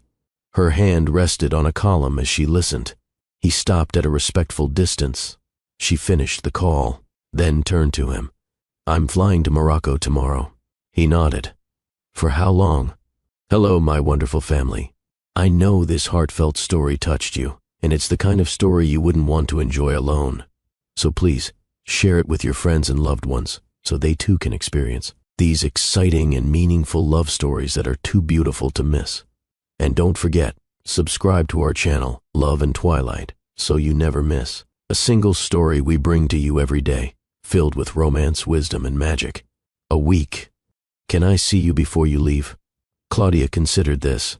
Then, "Only if you understand that presence isn't an audition." His voice steadied. "I'm not here to pass. I'm here to practice." That night, he didn't knock on her door. He didn't ask to share a bed. He sat in the garden instead, alone, writing, not to her, to himself. "You're not owed closeness. You're not promised return, but you are allowed to learn, and that must be enough. He folded the paper and placed it under a stone. No one would read it, but he didn't need them to. The moon hung high over the estate, pale and unwavering, casting soft light over the terrace where Claudia stood alone. Her shawl clung to her arms as the night breeze slipped through the garden. Her eyes weren't fixed on anything in particular, just the quiet unfolding of another day coming to a close. Klopp appeared from the shadows behind the corridor, not announcing himself, but not hiding either. She didn't flinch, didn't ask why he was there. He approached slowly, stopping a few paces behind her. I didn't sleep much, he said. I didn't expect you to, she replied. A silence stretched between them, calm but aware. Then she turned halfway. Speak. He didn't hesitate this time. I used to count silence as punishment, he began. She raised a brow, but said nothing. But with you, it was the first time it ever felt sacred. He stepped closer. I didn't understand how sacred until I lost it. Her gaze dropped briefly. You didn't lose it. You discarded it. He nodded. True. She exhaled. The admission didn't flatter her. It exhausted her. Do you know how many nights I sat at that dining table waiting for you to ask me about my mind? She said, voice steady but tight. He listened. I would come alive for you. I would bend, bloom, break. And still, your eyes looked past me as if I were some echo of yourself. His eyes closed for a moment, shame resting just beneath his skin. I thought providing was enough, he said quietly. Claudia stepped closer, her voice low. You thought success equaled presence. He looked at her. I thought I was loving you. She shook her head, slowly. You were loving your idea of me. He reached for the stone railing and leaned into it. I was raised to believe that love meant shielding, not sharing. I carried everything in silence, thinking it made me strong. She walked to his side, and I was raised to believe silence meant dismissal. He turned to her. Our love languages were war and surrender. Claudia's lips twitched in a sad, knowing way. You were always at war. The wind picked up slightly, and she pulled the shawl tighter around herself. Klopp hesitated, then removed his jacket and offered it. She accepted, not out of need, out of grace.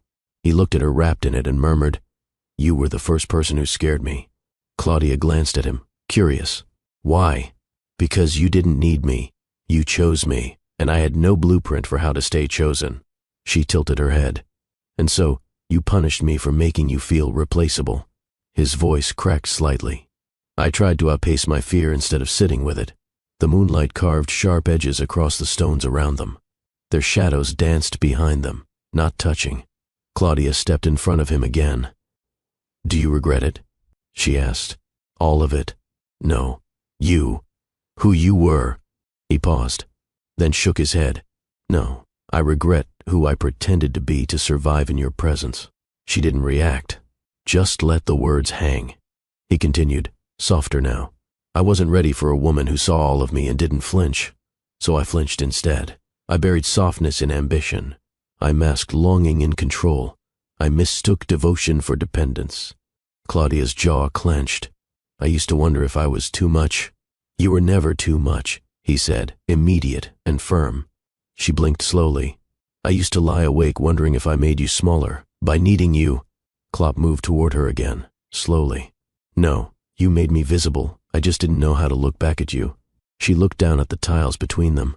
I bled in silence, she said. And you never once asked where the wound was. His voice wavered. I didn't think you would bleed. They stood in the open now, the garden surrounding them in muted hush. She looked up again. Tell me one thing you've never admitted. Not even to yourself. He inhaled, long and slow. Then, I wanted to be rescued too. Her breath caught. He continued. I never said it out loud, but I wanted someone to look at me the way I looked at the world, like I was worth the gentleness I never offered. Claudia's eyes softened. And when I tried, she whispered. I thought it was a trick, he said. Because I couldn't accept what I didn't understand. Claudia stepped closer again. Their feet nearly touched. Their hands did not. She said, You never had to become someone else for me, just someone honest. He nodded, slowly. I'm not asking for another chance. Her brow lifted. Then what are you asking for? He took a breath. Permission to stay in your life, even at the edges, just as I am. Claudia's eyes searched his, and for the first time in years, she saw no performance behind them. No armor, no chase, only truth. She reached forward and gently placed her hand on his heart, not as a lover, as a witness. She looked up at him, voice barely above a whisper. You may stay, but even in that permission, there was a gate, and he knew not to walk through it unless invited. He lowered his head slightly in gratitude, not for her forgiveness, but for her presence. The wind curled between them again, and for once, it didn't carry anything away. She walked into the study barefoot. The silk robe fell open at the thigh, her posture tall, neck exposed, eyes alert. There was no softness in her gaze, only clarity, and that clarity did more to him than any whispered promise ever could. Klopp looked up from the journal he'd been reading, hers, old, from before the divorce. She let him read it. She wanted him to, but this woman standing in front of him wasn't the one who wrote those entries. That Claudia had been tender to a fault, patient beyond reason, fragile in ways no one had protected. The Claudia before him now was untamed. You're not going to say anything? She asked, stepping into the room like she owned more than the space, like she owned her breath, her time, her fire. He swallowed. I've been trying to match this woman in the pages. To you now. She leaned against the desk, crossing one leg over the other, her calf brushing his thigh. You won't find her anymore. He nodded. That's what terrifies me, he said quietly. Claudia smiled, not kindly, but with bite. And excites you? He met her gaze. Yes. Flash. Memory hit him without warning. That night, the night they first moved into the old penthouse, before the estate, before the silence. Claudia had lit candles all around their bedroom, her eyes wide, her body hesitant. She'd asked, Is this what you want? He hadn't answered, not because he didn't want her, but because he didn't know how to hold both her desire and his own expectations. He'd taken her, gently, thoroughly, but she hadn't climaxed. She'd moaned his name, but her mind had been elsewhere. Even then she was performing softness. Now, this Claudia would never ask permission to burn. She would start the fire. She was the fire. I used to wait for your hands, she said suddenly, jolting him from memory. Now I wait for my own pulse to tell me where I want to be touched. He exhaled. Deep. Slow. Claudia walked around the desk, stopped behind him, ran her fingers over the edge of his jaw. You built kingdoms, she murmured, but you couldn't hold a woman whose fire made your shadows feel exposed. He turned slightly. I thought I was in control, he admitted. No, she said, pulling his collar open. You were in denial. She climbed onto his lap. Not rushed, not hesitant, and he didn't dare move. Not yet. Not until her robe opened fully. She took his hands and placed them on her thighs. Say it. He knew what she meant. I wanted this version of you, more than I ever admitted. Claudia lowered her lips to his ear. I am this version now, always. He closed his eyes, breathed in her scent, jasmine, wood, sweat, something untamed. His heart pounded, not from lust, but from knowing he'd never be in charge here again. Not emotionally, not physically, and he didn't want to be. Flash again. The old Claudia, quiet beneath him, eyes wide, waiting for direction. Now, she rocked her hips slowly, not to entice him, but to feel herself. She moaned low, not for his approval, but because her own body was speaking back. Her fingers slid into his hair. I don't need gentleness tonight, she said. Klopp's voice was rough. I won't offer it unless you ask. She smiled again, wicked and radiant. Then maybe I'll ask later. She pulled back slightly and looked at him full on. You still think love is service, she said. He looked confused. And it's not? No. Love is recognition, she replied. You serve what you fear losing. You see what you value. You worship what you want to become. Her words knocked the breath out of him. Because in this moment, he saw her, not just her body, not just the woman he once married.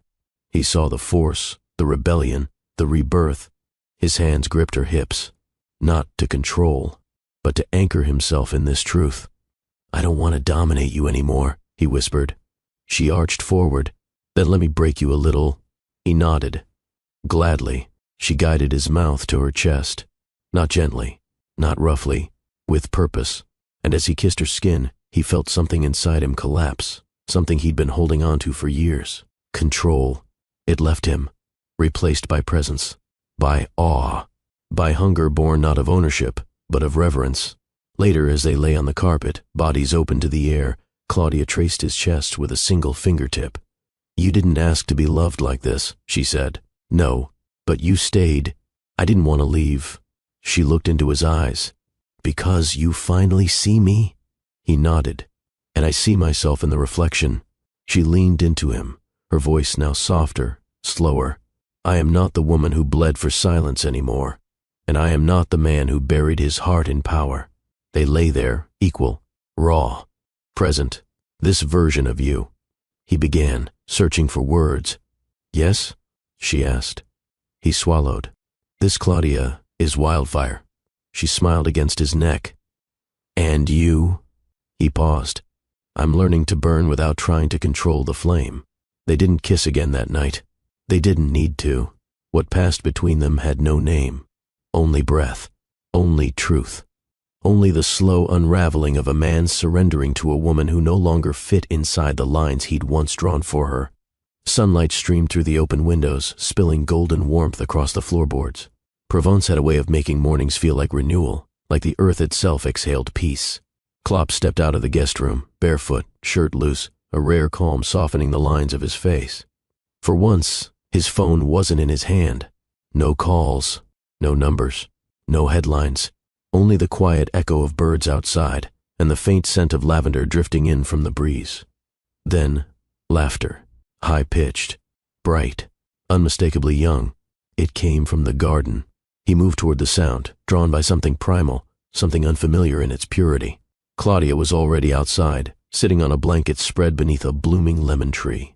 Her legs tucked under her, robe falling open at the knee, hair loose, a porcelain teacup in one hand, her other outstretched, catching a ball tossed by a boy. A little boy. 5? Maybe 6. His curls bounced as he ran. His joy rang through the air, effortless. Klopp froze behind the hedge, watching, blinking, struggling to align what he saw with what he knew. The boy darted toward Claudia and tackled her mid-waist. She laughed, not the restrained kind he'd once known, but deep and full. The boy leaned back in her lap, his hands tangled in her robe, his cheeks flushed from play. Claudia whispered something into his ear. The child nodded and ran toward the tall sunflowers, chasing a butterfly. Only then did she look up and see Klopp standing there. She didn't react with surprise, only stillness, as if she'd been waiting for this moment. He stepped forward slowly into the light, gaze still fixed on the boy weaving between garden rows. "Claudia." Her name broke out of his chest like a question. She set her teacup down, said nothing at first. He tried again, voice rougher this time. "That child?" "Yes," she said softly. Still no panic, no evasion, only quiet confirmation. "He's mine?" Klopp asked, though his throat felt dry. She tilted her head. "No," she corrected gently. "He's ours." Time collapsed inside him. Every step he'd taken that morning, every memory of their past, the words they'd flung, the nights they'd lost, it all tangled in that one sentence. Ours. He looked toward the boy again. And now, it was undeniable. The jawline, the curve of his ear, the way he furrowed his brow while concentrating on the butterfly. Klopp sank onto the bench nearby, elbows on knees, head in his hands. Claudia didn't rush to him. She gave him space. She let him feel. "How?" he finally asked. "When?" Her fingers trailed the rim of the teacup. "You remember the last trip to the vineyard, before the board scandal?" He looked up. "That weekend where I left early for the investor call?" She nodded. "I was already a week late. Took a test when you left. I knew the moment I saw the result, but by then, we were unraveling." His jaw clenched. "I should have stayed. She held up a hand. "No revisions, just truth." He exhaled hard. "And you never told me." "I didn't plan to. At first it felt like preservation. Then it became punishment. Then protection." His voice lowered. "Protection from me?" From everything you were then. You were angry, consumed, cold. You would have tried to own him the same way you tried to control everything. Klopp nodded slowly. She was right. Back then, he would have branded the boy with his name, paraded him, used him to rewrite a narrative he hadn't earned. Now, he wasn't sure he even deserved to be in the same garden. The boy, Leo, ran back over, hands full of crushed petals. "Mommy, I made a perfume." Claudia smiled and cupped his cheek. "It smells perfect, mon coeur." He turned to Klopp, eyes curious. "Who's that man?" Klopp swallowed. His throat burned. Claudia glanced at him, then back to her son. "That's someone very important, someone who might be around more often now." The boy considered that, then shrugged and handed Klopp a flower. "Hi." Just like that. No suspicion, no tension, just the unfiltered acceptance of a child who hadn't learned bitterness. Klopp took the flower. His fingers shook. "Hi, Leo." The boy grinned. "You talk like Mommy when she's mad at the blender." Claudia chuckled. "Okay, enough for now. Go draw what you saw." Leo dashed toward the kitchen, leaving a trail of grass and energy behind him. Silence wrapped the garden again. But this one was different. Not cold, just full. Klopp looked at her. "I missed everything." She nodded. "You did?" Tears threatened, but he blinked them back. "I want to know him." Claudia stood, folding the blanket calmly. "That depends. On what?" She met his eyes. "On whether you're showing up to father him or fix your guilt." He didn't answer right away, because she didn't want promises. She wanted presence. And that was harder, but more real. He nodded once.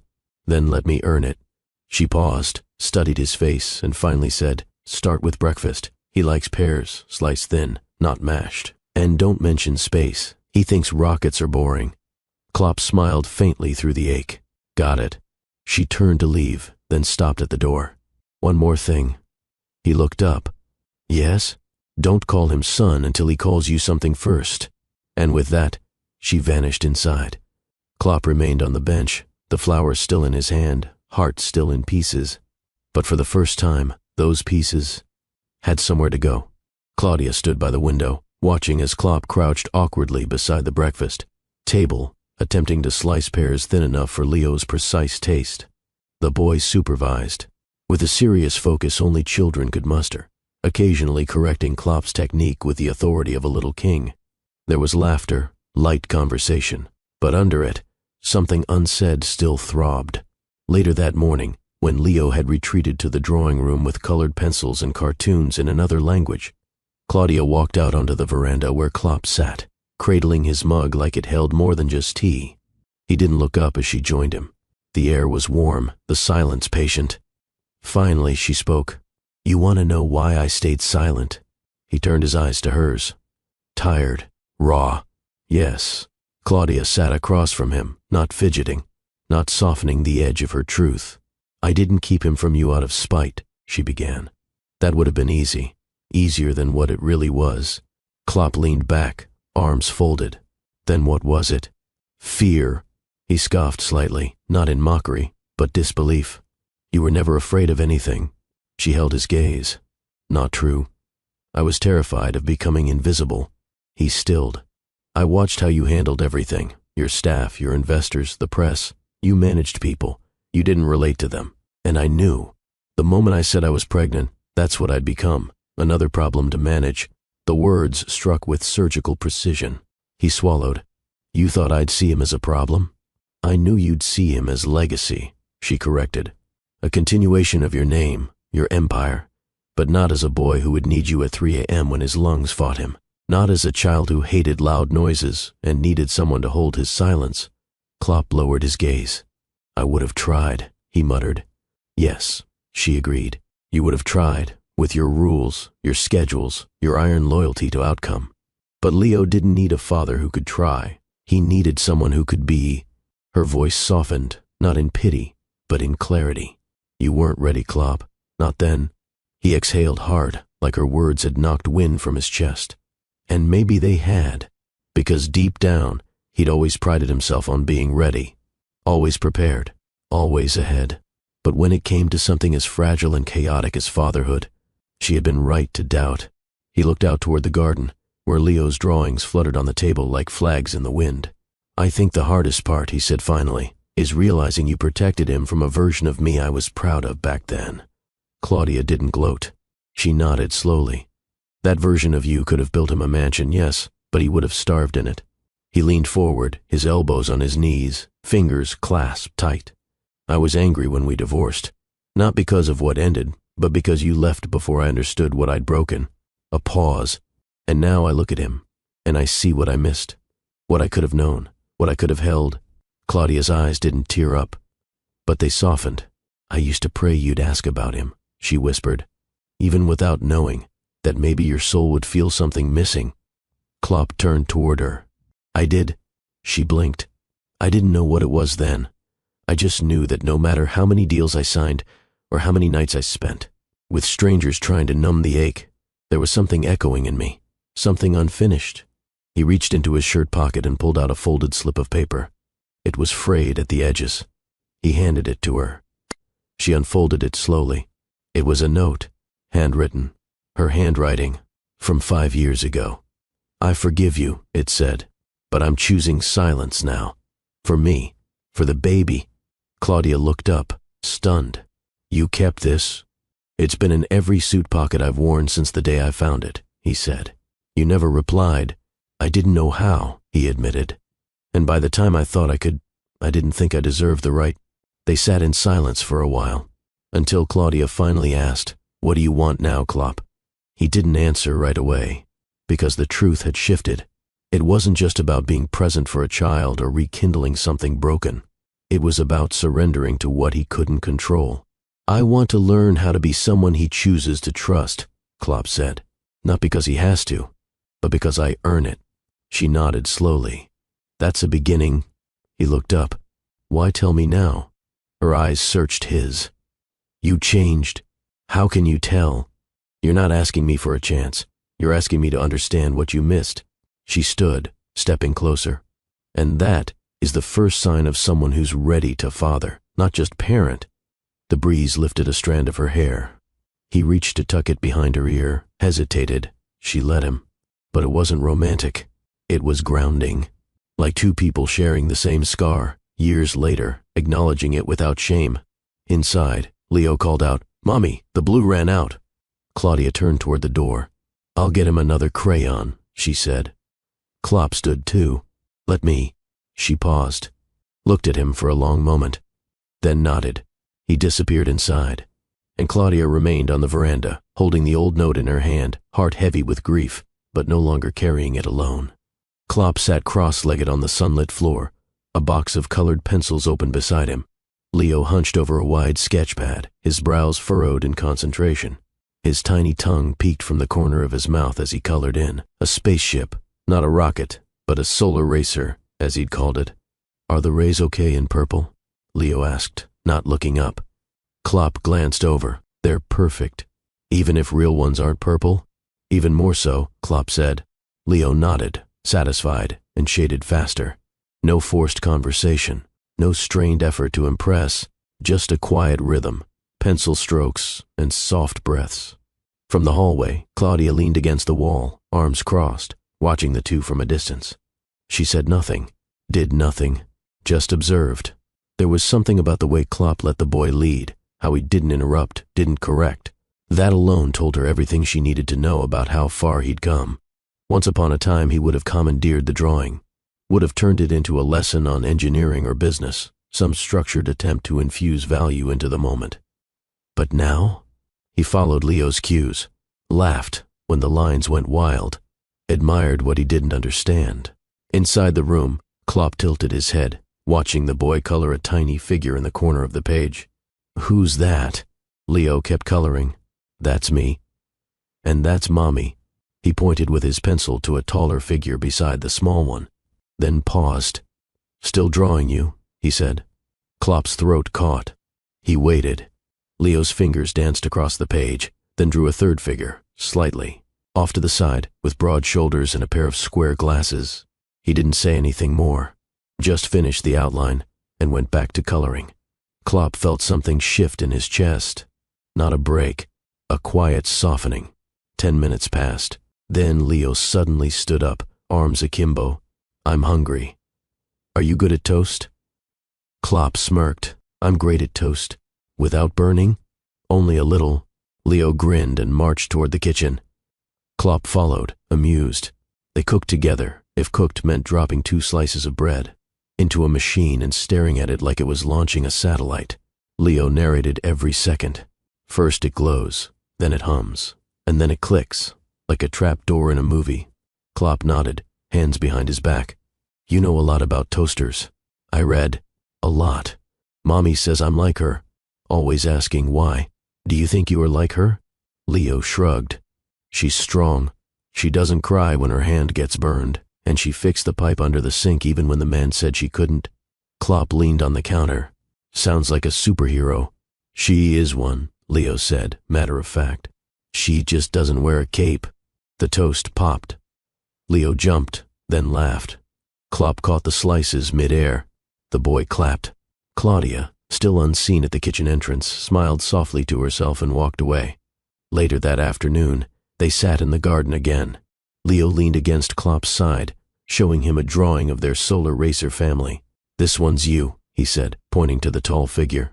You're in charge of navigation. Why me?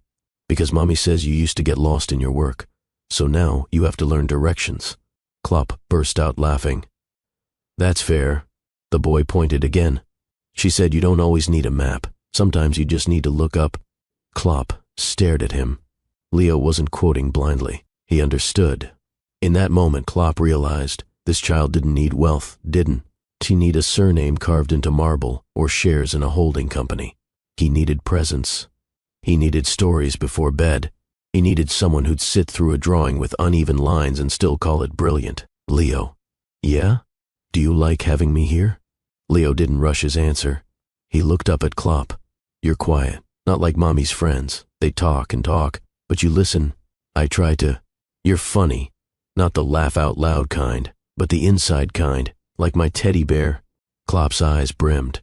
That's a good thing, right? Leo nodded. It's the best thing. From the upstairs balcony, Claudia stood silently, watching, remembering. The Klopp she married had been magnetic, ambitious, powerful, and endlessly intense. But this Klopp, the one crouched on the grass, letting his dress shirt wrinkle, under a 6-year-old's elbow, this man held something more enduring, something tender. She stepped inside and sat at her writing desk, opened a notebook. Wrote one line. He has his father's eyes, but his mother's strength. And maybe, just maybe, that was the best possible outcome. The night was thick with stars, the air humming with lavender and quiet resolve. Provence had a way of pressing stillness onto the heart. It made every decision feel sacred. Klopp sat on the back steps, elbows resting on his knees, staring at the moonlight spilling over the stone path. His shirt was rumpled, sleeves rolled up. His palms, still dusty from pruning Leo's wildflower patch earlier, rested open in surrender. He didn't hear her approach, but he felt her. Claudia stepped down beside him and sat, folding her legs underneath her. She didn't speak, not yet. She waited, and he took the cue. I don't want to be a visitor, Klopp said, his voice low. Not in his life, not in yours. Claudia exhaled softly. Then what do you want to be? He turned to her. A fixture, a constant. The person he can count on, the one you can count on.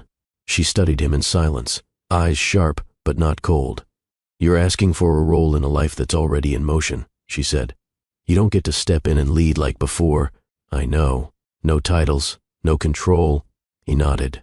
I don't want control. I want access, permission. Claudia stood, brushing her hands against her dress. Then you'll have to earn it. Klopp rose to his feet. I will. Not with promises, she said. With service. That word caught him off guard. Service? She looked him in the eye. Love is not performance, Klopp. It's not grand gestures. It's not a speech or a 5-year plan. It's persistence. Showing up. Taking the lower place when you want the pedestal. Washing dishes after you make the toast. Sitting beside your son when he cries, even if he doesn't want to talk. He listened, breath slowing. I used to love you for your brilliance, she continued. Your sharpness, your vision. She stepped closer. But now Now I only have space in my life for someone who can kneel, not conquer. The words didn't humiliate him. They broke something rigid inside. Because he knew. She wasn't asking for weakness. She was calling forth something deeper. A version of love that didn't shine, but served. The next morning, Claudia woke to the sound of soft footsteps downstairs. She wrapped herself in a robe and walked into the kitchen.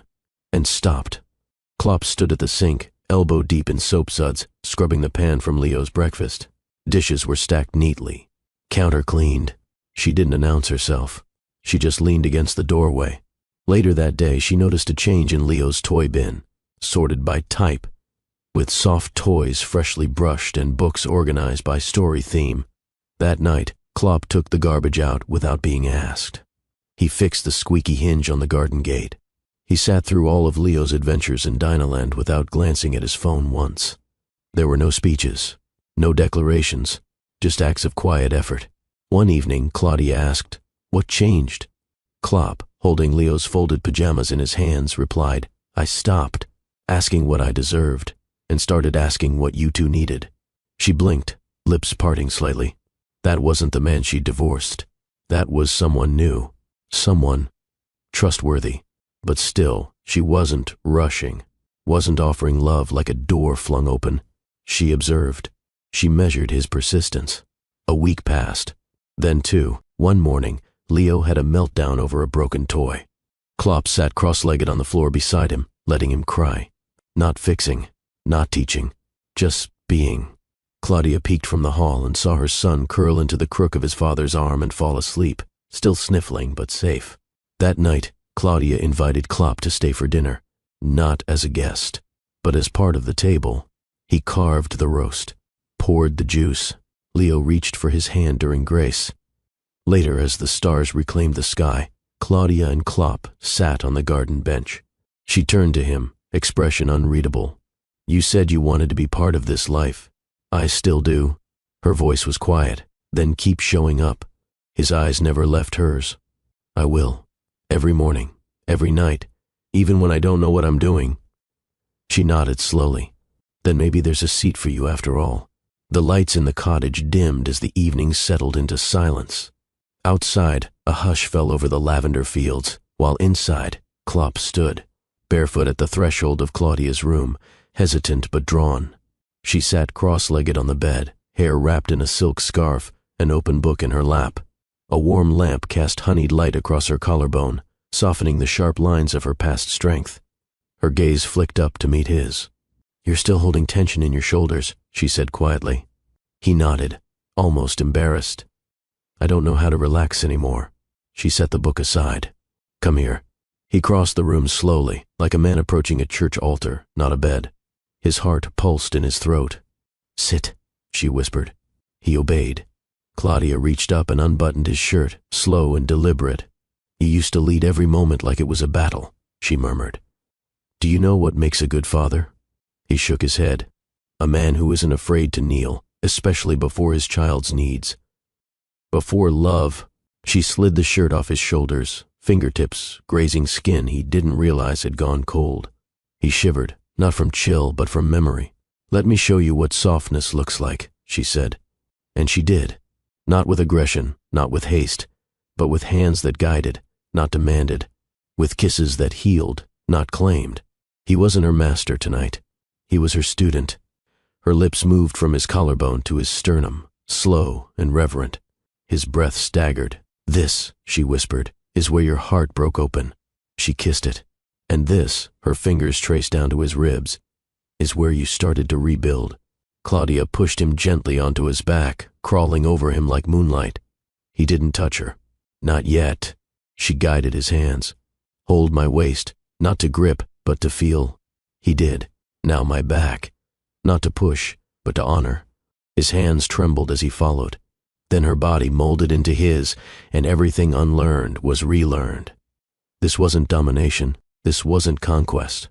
This was surrender of ego. This was giving and receiving, breathing in rhythm, gasping without shame.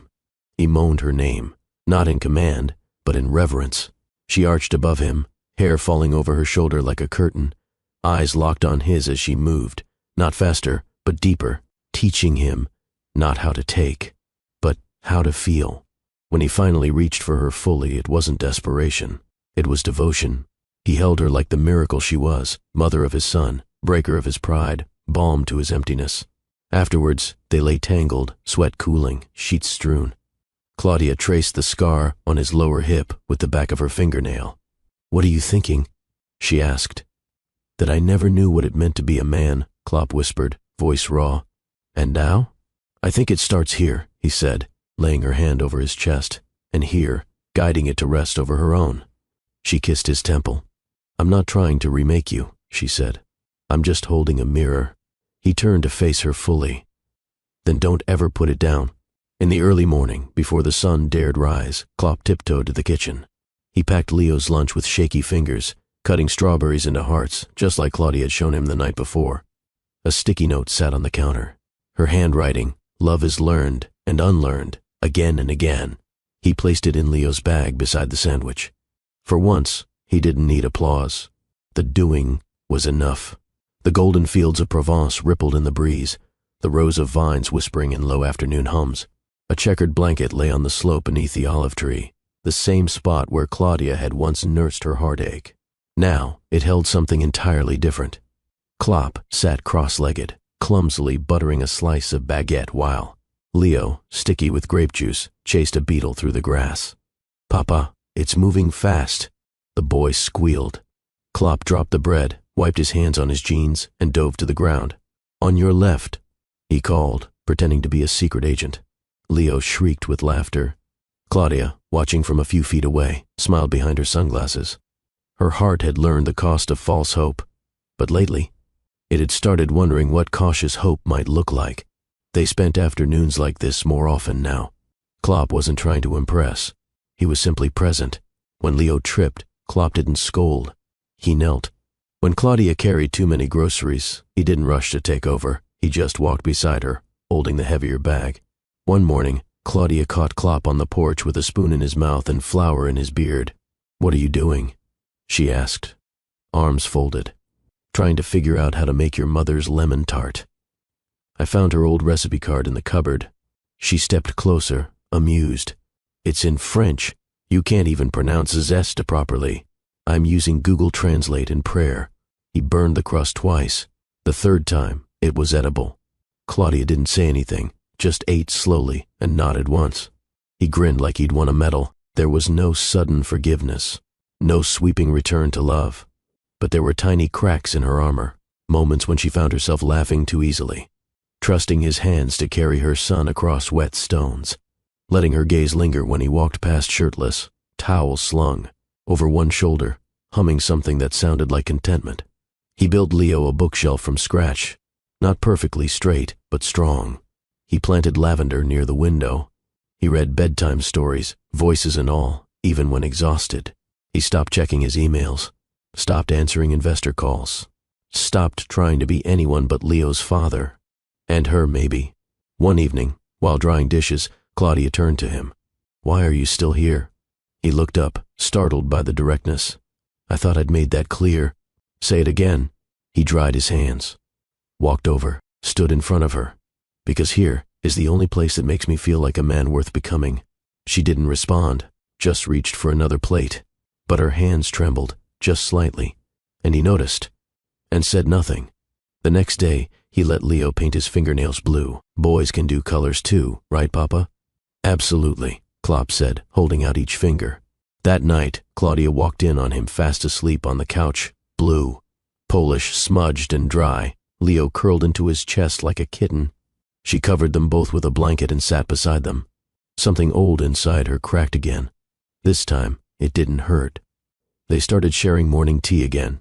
Not every day, but some days.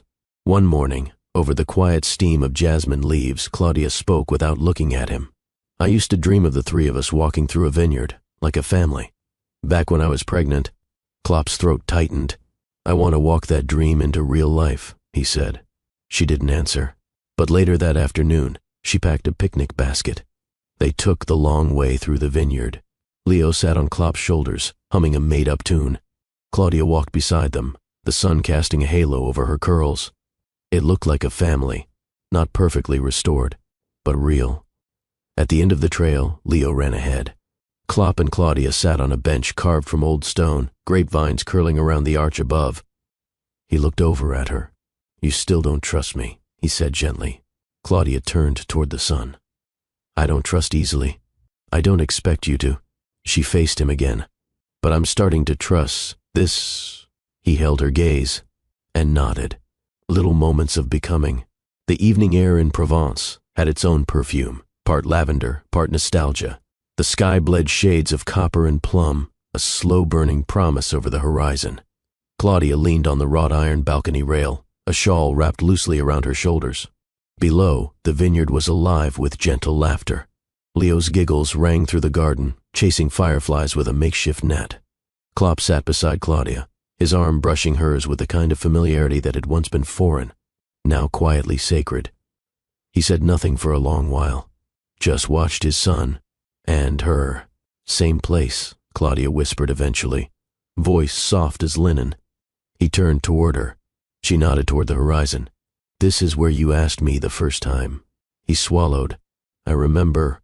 You had a tie too tight and hands too nervous. You had wine on your lip and dared me not to chicken out." She chuckled. "And you didn't." "I meant it, even then." Claudia nodded. "I know." Silence stretched between them like silk, not cold, not tense, just real. The vineyard below shimmered under string lights Klopp had helped Leo hang earlier. It had taken them 2 hours, 3 dropped bulbs and more laughter than expected. Now the lights looked like stars drawn closer. Claudia sighed, folding her arms, leaning deeper into the memory. "I wasn't ready to be loved like I deserved back then," she said. "And you weren't ready to give anything that didn't come with a receipt." Klopp didn't argue. He knew she was right. "I didn't understand love without condition," he said, "or joy that doesn't demand proof. And now?" He looked at her fully. "I'm still learning," he admitted. "But I know this. I don't need a perfect ending. I just want the chance to try every day." She turned to him. "Try what?" "Try to love you better than I did yesterday." Below, Leo called up from the yard. "Mama, look!" Papa made the fireflies dance. Claudia leaned over the balcony rail, smiling as Klopp waved back at the boy. "He's happy," she said. "He's free," Klopp replied. "And you?" Klopp exhaled, watching the boy twirl in circles. "I'm becoming." They stood quietly for a while longer. Claudia traced the rim of her mug, lips parting slowly. "I used to imagine a second proposal," she said. He looked at her. It wasn't grand. No flowers, no rehearsed speech. Klopp's breath caught in his chest. "Just 2 people," she continued, standing where it all began, no longer pretending. "Claudia." She met his eyes.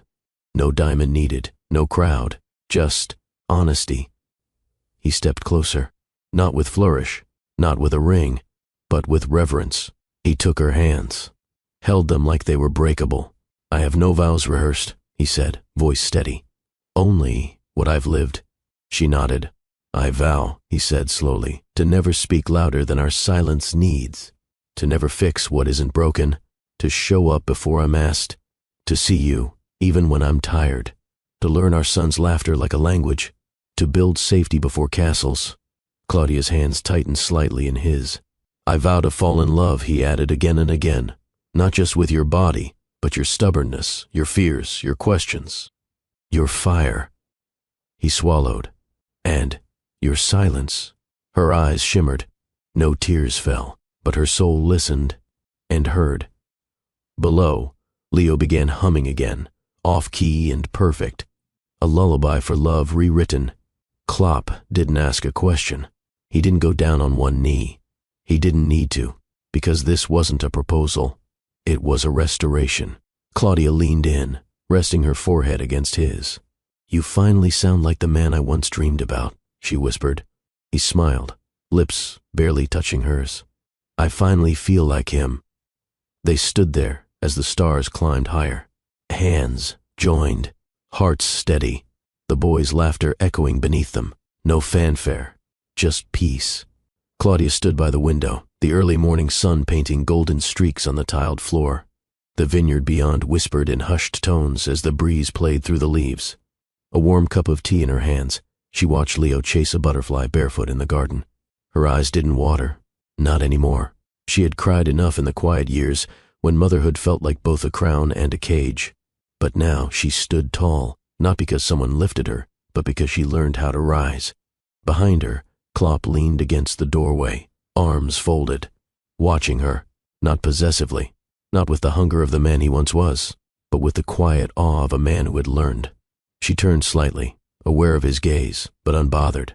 "I thought I needed saving once," she said, not looking at him. "I know," he replied. "I used to think love was the rescue." He stepped forward slowly, saying nothing.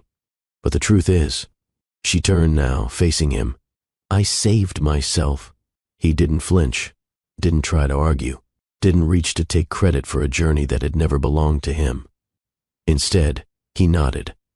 "I see that now." Claudia stepped closer. She placed her mug down on the edge of the cabinet and looked him squarely in the eye. "You were a powerful man," she said, "but you were never a king until you served a queen." Klopp's eyes dropped, but not from guilt. He bowed his head, not in shame, but in reverence. She had waited years for him to do that. Not as apology, but as recognition. "I tried to lead," he said quietly, without knowing how to follow. Claudia's voice remained steady. "You tried to own what you didn't understand. I thought strength meant domination." "It doesn't," she said. "It never did." They stood in stillness, not frozen but free. She had come into her fullness, not in spite of pain, but because of it. "I watched you break," Klopp continued, "and still you rose, alone, with dignity, with the sun in one hand and silence in the other." Her chest rose, slow and proud. "I didn't rise for you," she replied. "I rose for him. And for me," he nodded. "I'm just grateful you still let me walk beside you." They moved into the kitchen together. No orchestration, no script, just hands that worked in rhythm, setting the table, slicing fruit, arranging bread. Laughing softly when Leo burst in with a stick pretending to be a knight. "Look," Leo cried. "I'm protecting the queen." Claudia chuckled. "What a noble knight you are." Klopp knelt before the boy. "Every good knight learns from a queen." Leo tilted his head. "And what about kings?" Klopp glanced at Claudia, then back to Leo. "Kings learn to kneel." Later that day, while Leo napped in a sun-warmed corner, Claudia and Klopp sat side by side in the garden. Birds chirped. Bees hummed. A calm that hadn't existed for years blanketed them. "I used to feel small in your world," she said. He looked at her. "You spoke so loudly, lived so publicly, took up all the space. I didn't know any other way," he confessed. Claudia nodded. "I know. But you," she added, voice soft, "you don't scare me anymore." He lowered his eyes again. She wasn't finished. "You don't overshadow me anymore either." She looked upward, letting the breeze graze her cheeks. "I am not your project, not your reflection, not your muse. I am not waiting to be rescued." Klopp inhaled slowly. "I know who you are now." "And who is that?" she asked. He turned toward her, not with flourish, not with practiced words, but with stillness. "You're the flame I kept trying to tame, when all I needed to do was warm my hands by it." She closed her eyes, letting that truth settle. Not for him, but for herself. He reached for her hand, slowly, reverently. She didn't pull away. "I don't want to write your story anymore," he said. She opened her eyes. "I just want to read the pages you offer." They sat like that for a long time, not in a fairy tale, not in a dream, but in something truer. And when Leo woke and ran into the garden calling Mama, Claudia rose, turned, and smiled at the man behind her. Not because she needed him, but because she chose him. And that made all the difference. The villa was cloaked in quiet. Not silence from emptiness, but the quiet born from healing. Moonlight spilled across the floorboards, silver and still. A gentle breeze pushed sheer curtains inward, letting the cool night air dance through the room. Claudia stood at the edge of the bed, brushing her fingers over the linen as though feeling the story it now held. Behind her, Klopp waited, not like a man entitled, but like one invited. She turned. He didn't speak. There were no declarations, no planned seduction, just eyes, his, softer than ever, hers, steady as firelight. Claudia stepped closer, unfastening the robe tied at her waist. It dropped silently to the floor, and in that one gesture, she offered more than her body. She offered truth. Klopp's hands didn't reach for her at first. He simply looked, like a man witnessing something holy. When he finally touched her, it was with awe, fingers gliding over her skin like memory relearned. No rush, no grasping, just reverence. She undressed him in return, not to claim, but to reveal. The man beneath the armor, no longer the titan who built empires. Just a man learning love's gentler language. Their lips met. Slow, warm, no urgency, no fire to extinguish, just flames shared. They sank onto the bed like waves folding into one another. His hand cupped her cheek, hers pressed to his chest.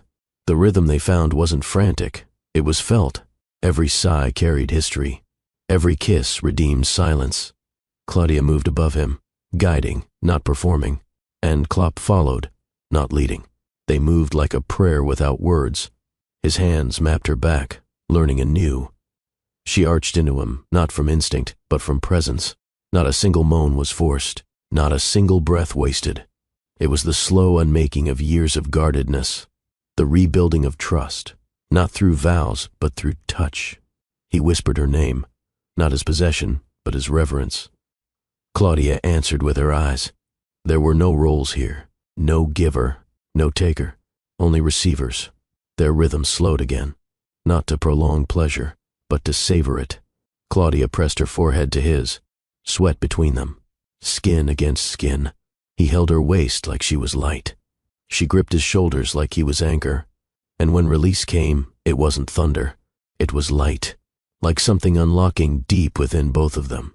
No shouting, no climax for display, just two people, finally seen. After, they didn't pull away. He lay on his side, tracing a lazy path from her shoulder to her hip. She ran her fingers through his hair, slow and absent-minded. No words needed. I used to think love had to prove itself, he murmured, after a long pause. Claudia didn't respond. She didn't need to. He continued anyway. But I think the truest kind worships without needing to explain why. She kissed his jaw, then his collarbone, then his chest, and lay against him.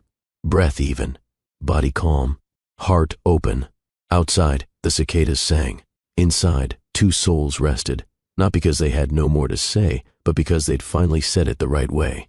The courtyard shimmered with golden light as guests arrived, many of them uncertain, curious, hopeful. Couples stepped out of luxury sedans and modest taxis alike.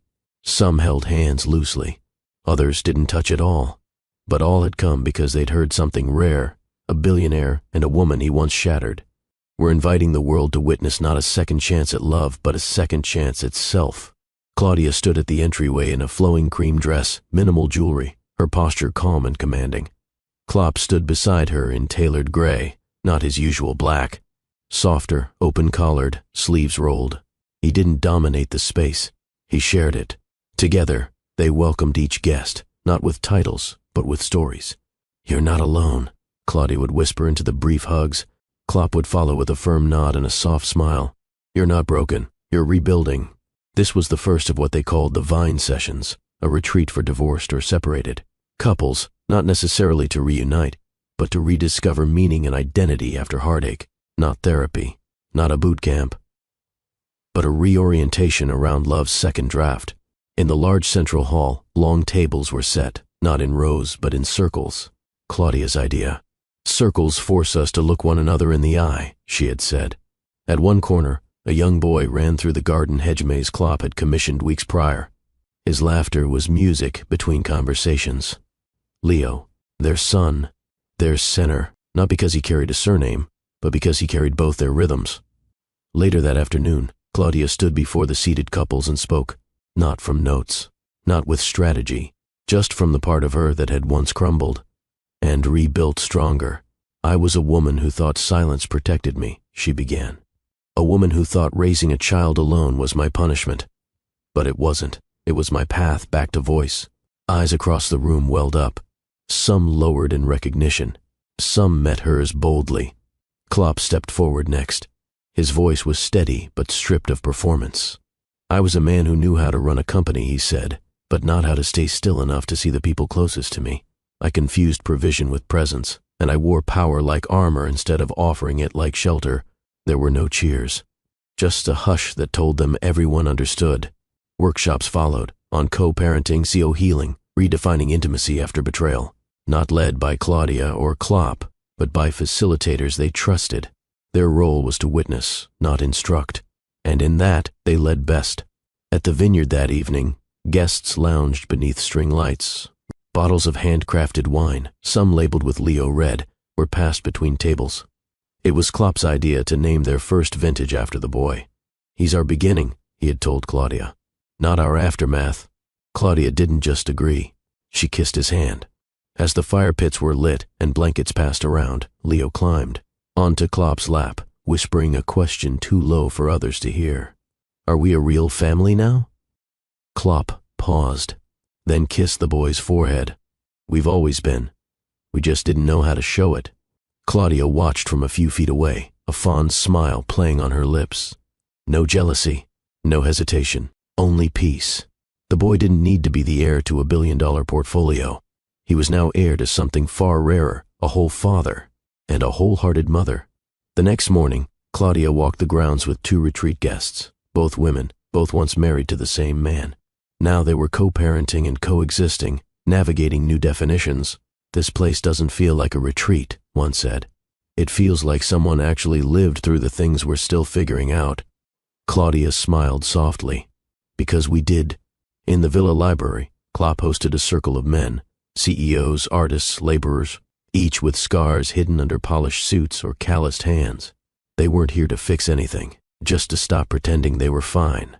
"I used to think manhood was measured by how many people I could impress," Klopp said. "Now I measure it by how few I let down." That circle stayed long after the session officially ended. That night, Claudia and Klopp reviewed the guest feedback in the study. They didn't just read comment cards, they absorbed them. "I learned how to listen again. I didn't forgive him, but I forgave me. I saw myself in her words, and I stopped blaming myself for staying too long." Klopp leaned back in his chair, deeply moved. "We're not just rewriting love for us," he said. Claudia closed the notebook. "No," she said. "We're building a world where love doesn't have to be perfect to be sacred." Later, as they lay in bed, Leo curled between them. Claudia whispered against Klopp's chest, "I never imagined this." Klopp stroked her hair. "I didn't deserve this." Claudia looked up. "No one deserves grace. That's why it's called grace." The next week, news articles appeared. Business outlets praising Klopp's unconventional pivot, society magazines dubbing Claudia a quiet force in emotional wellness, gossip pages wondering about the boy and the future of the Woods' legacy. But the couple didn't respond, because none of those words mattered. Not compared to Leo calling Klopp daddy without being told to. Not compared to Claudia no longer flinching at love's name. Not compared to the silence between them now being filled with presence, not pain. Their empire was no longer a glass tower with velvet curtains. It was a garden, a retreat, a warm hand on a cold morning. And the boy? He didn't need to be molded into the next CEO. He was already something greater. A child loved by 2 people who learned to love themselves first.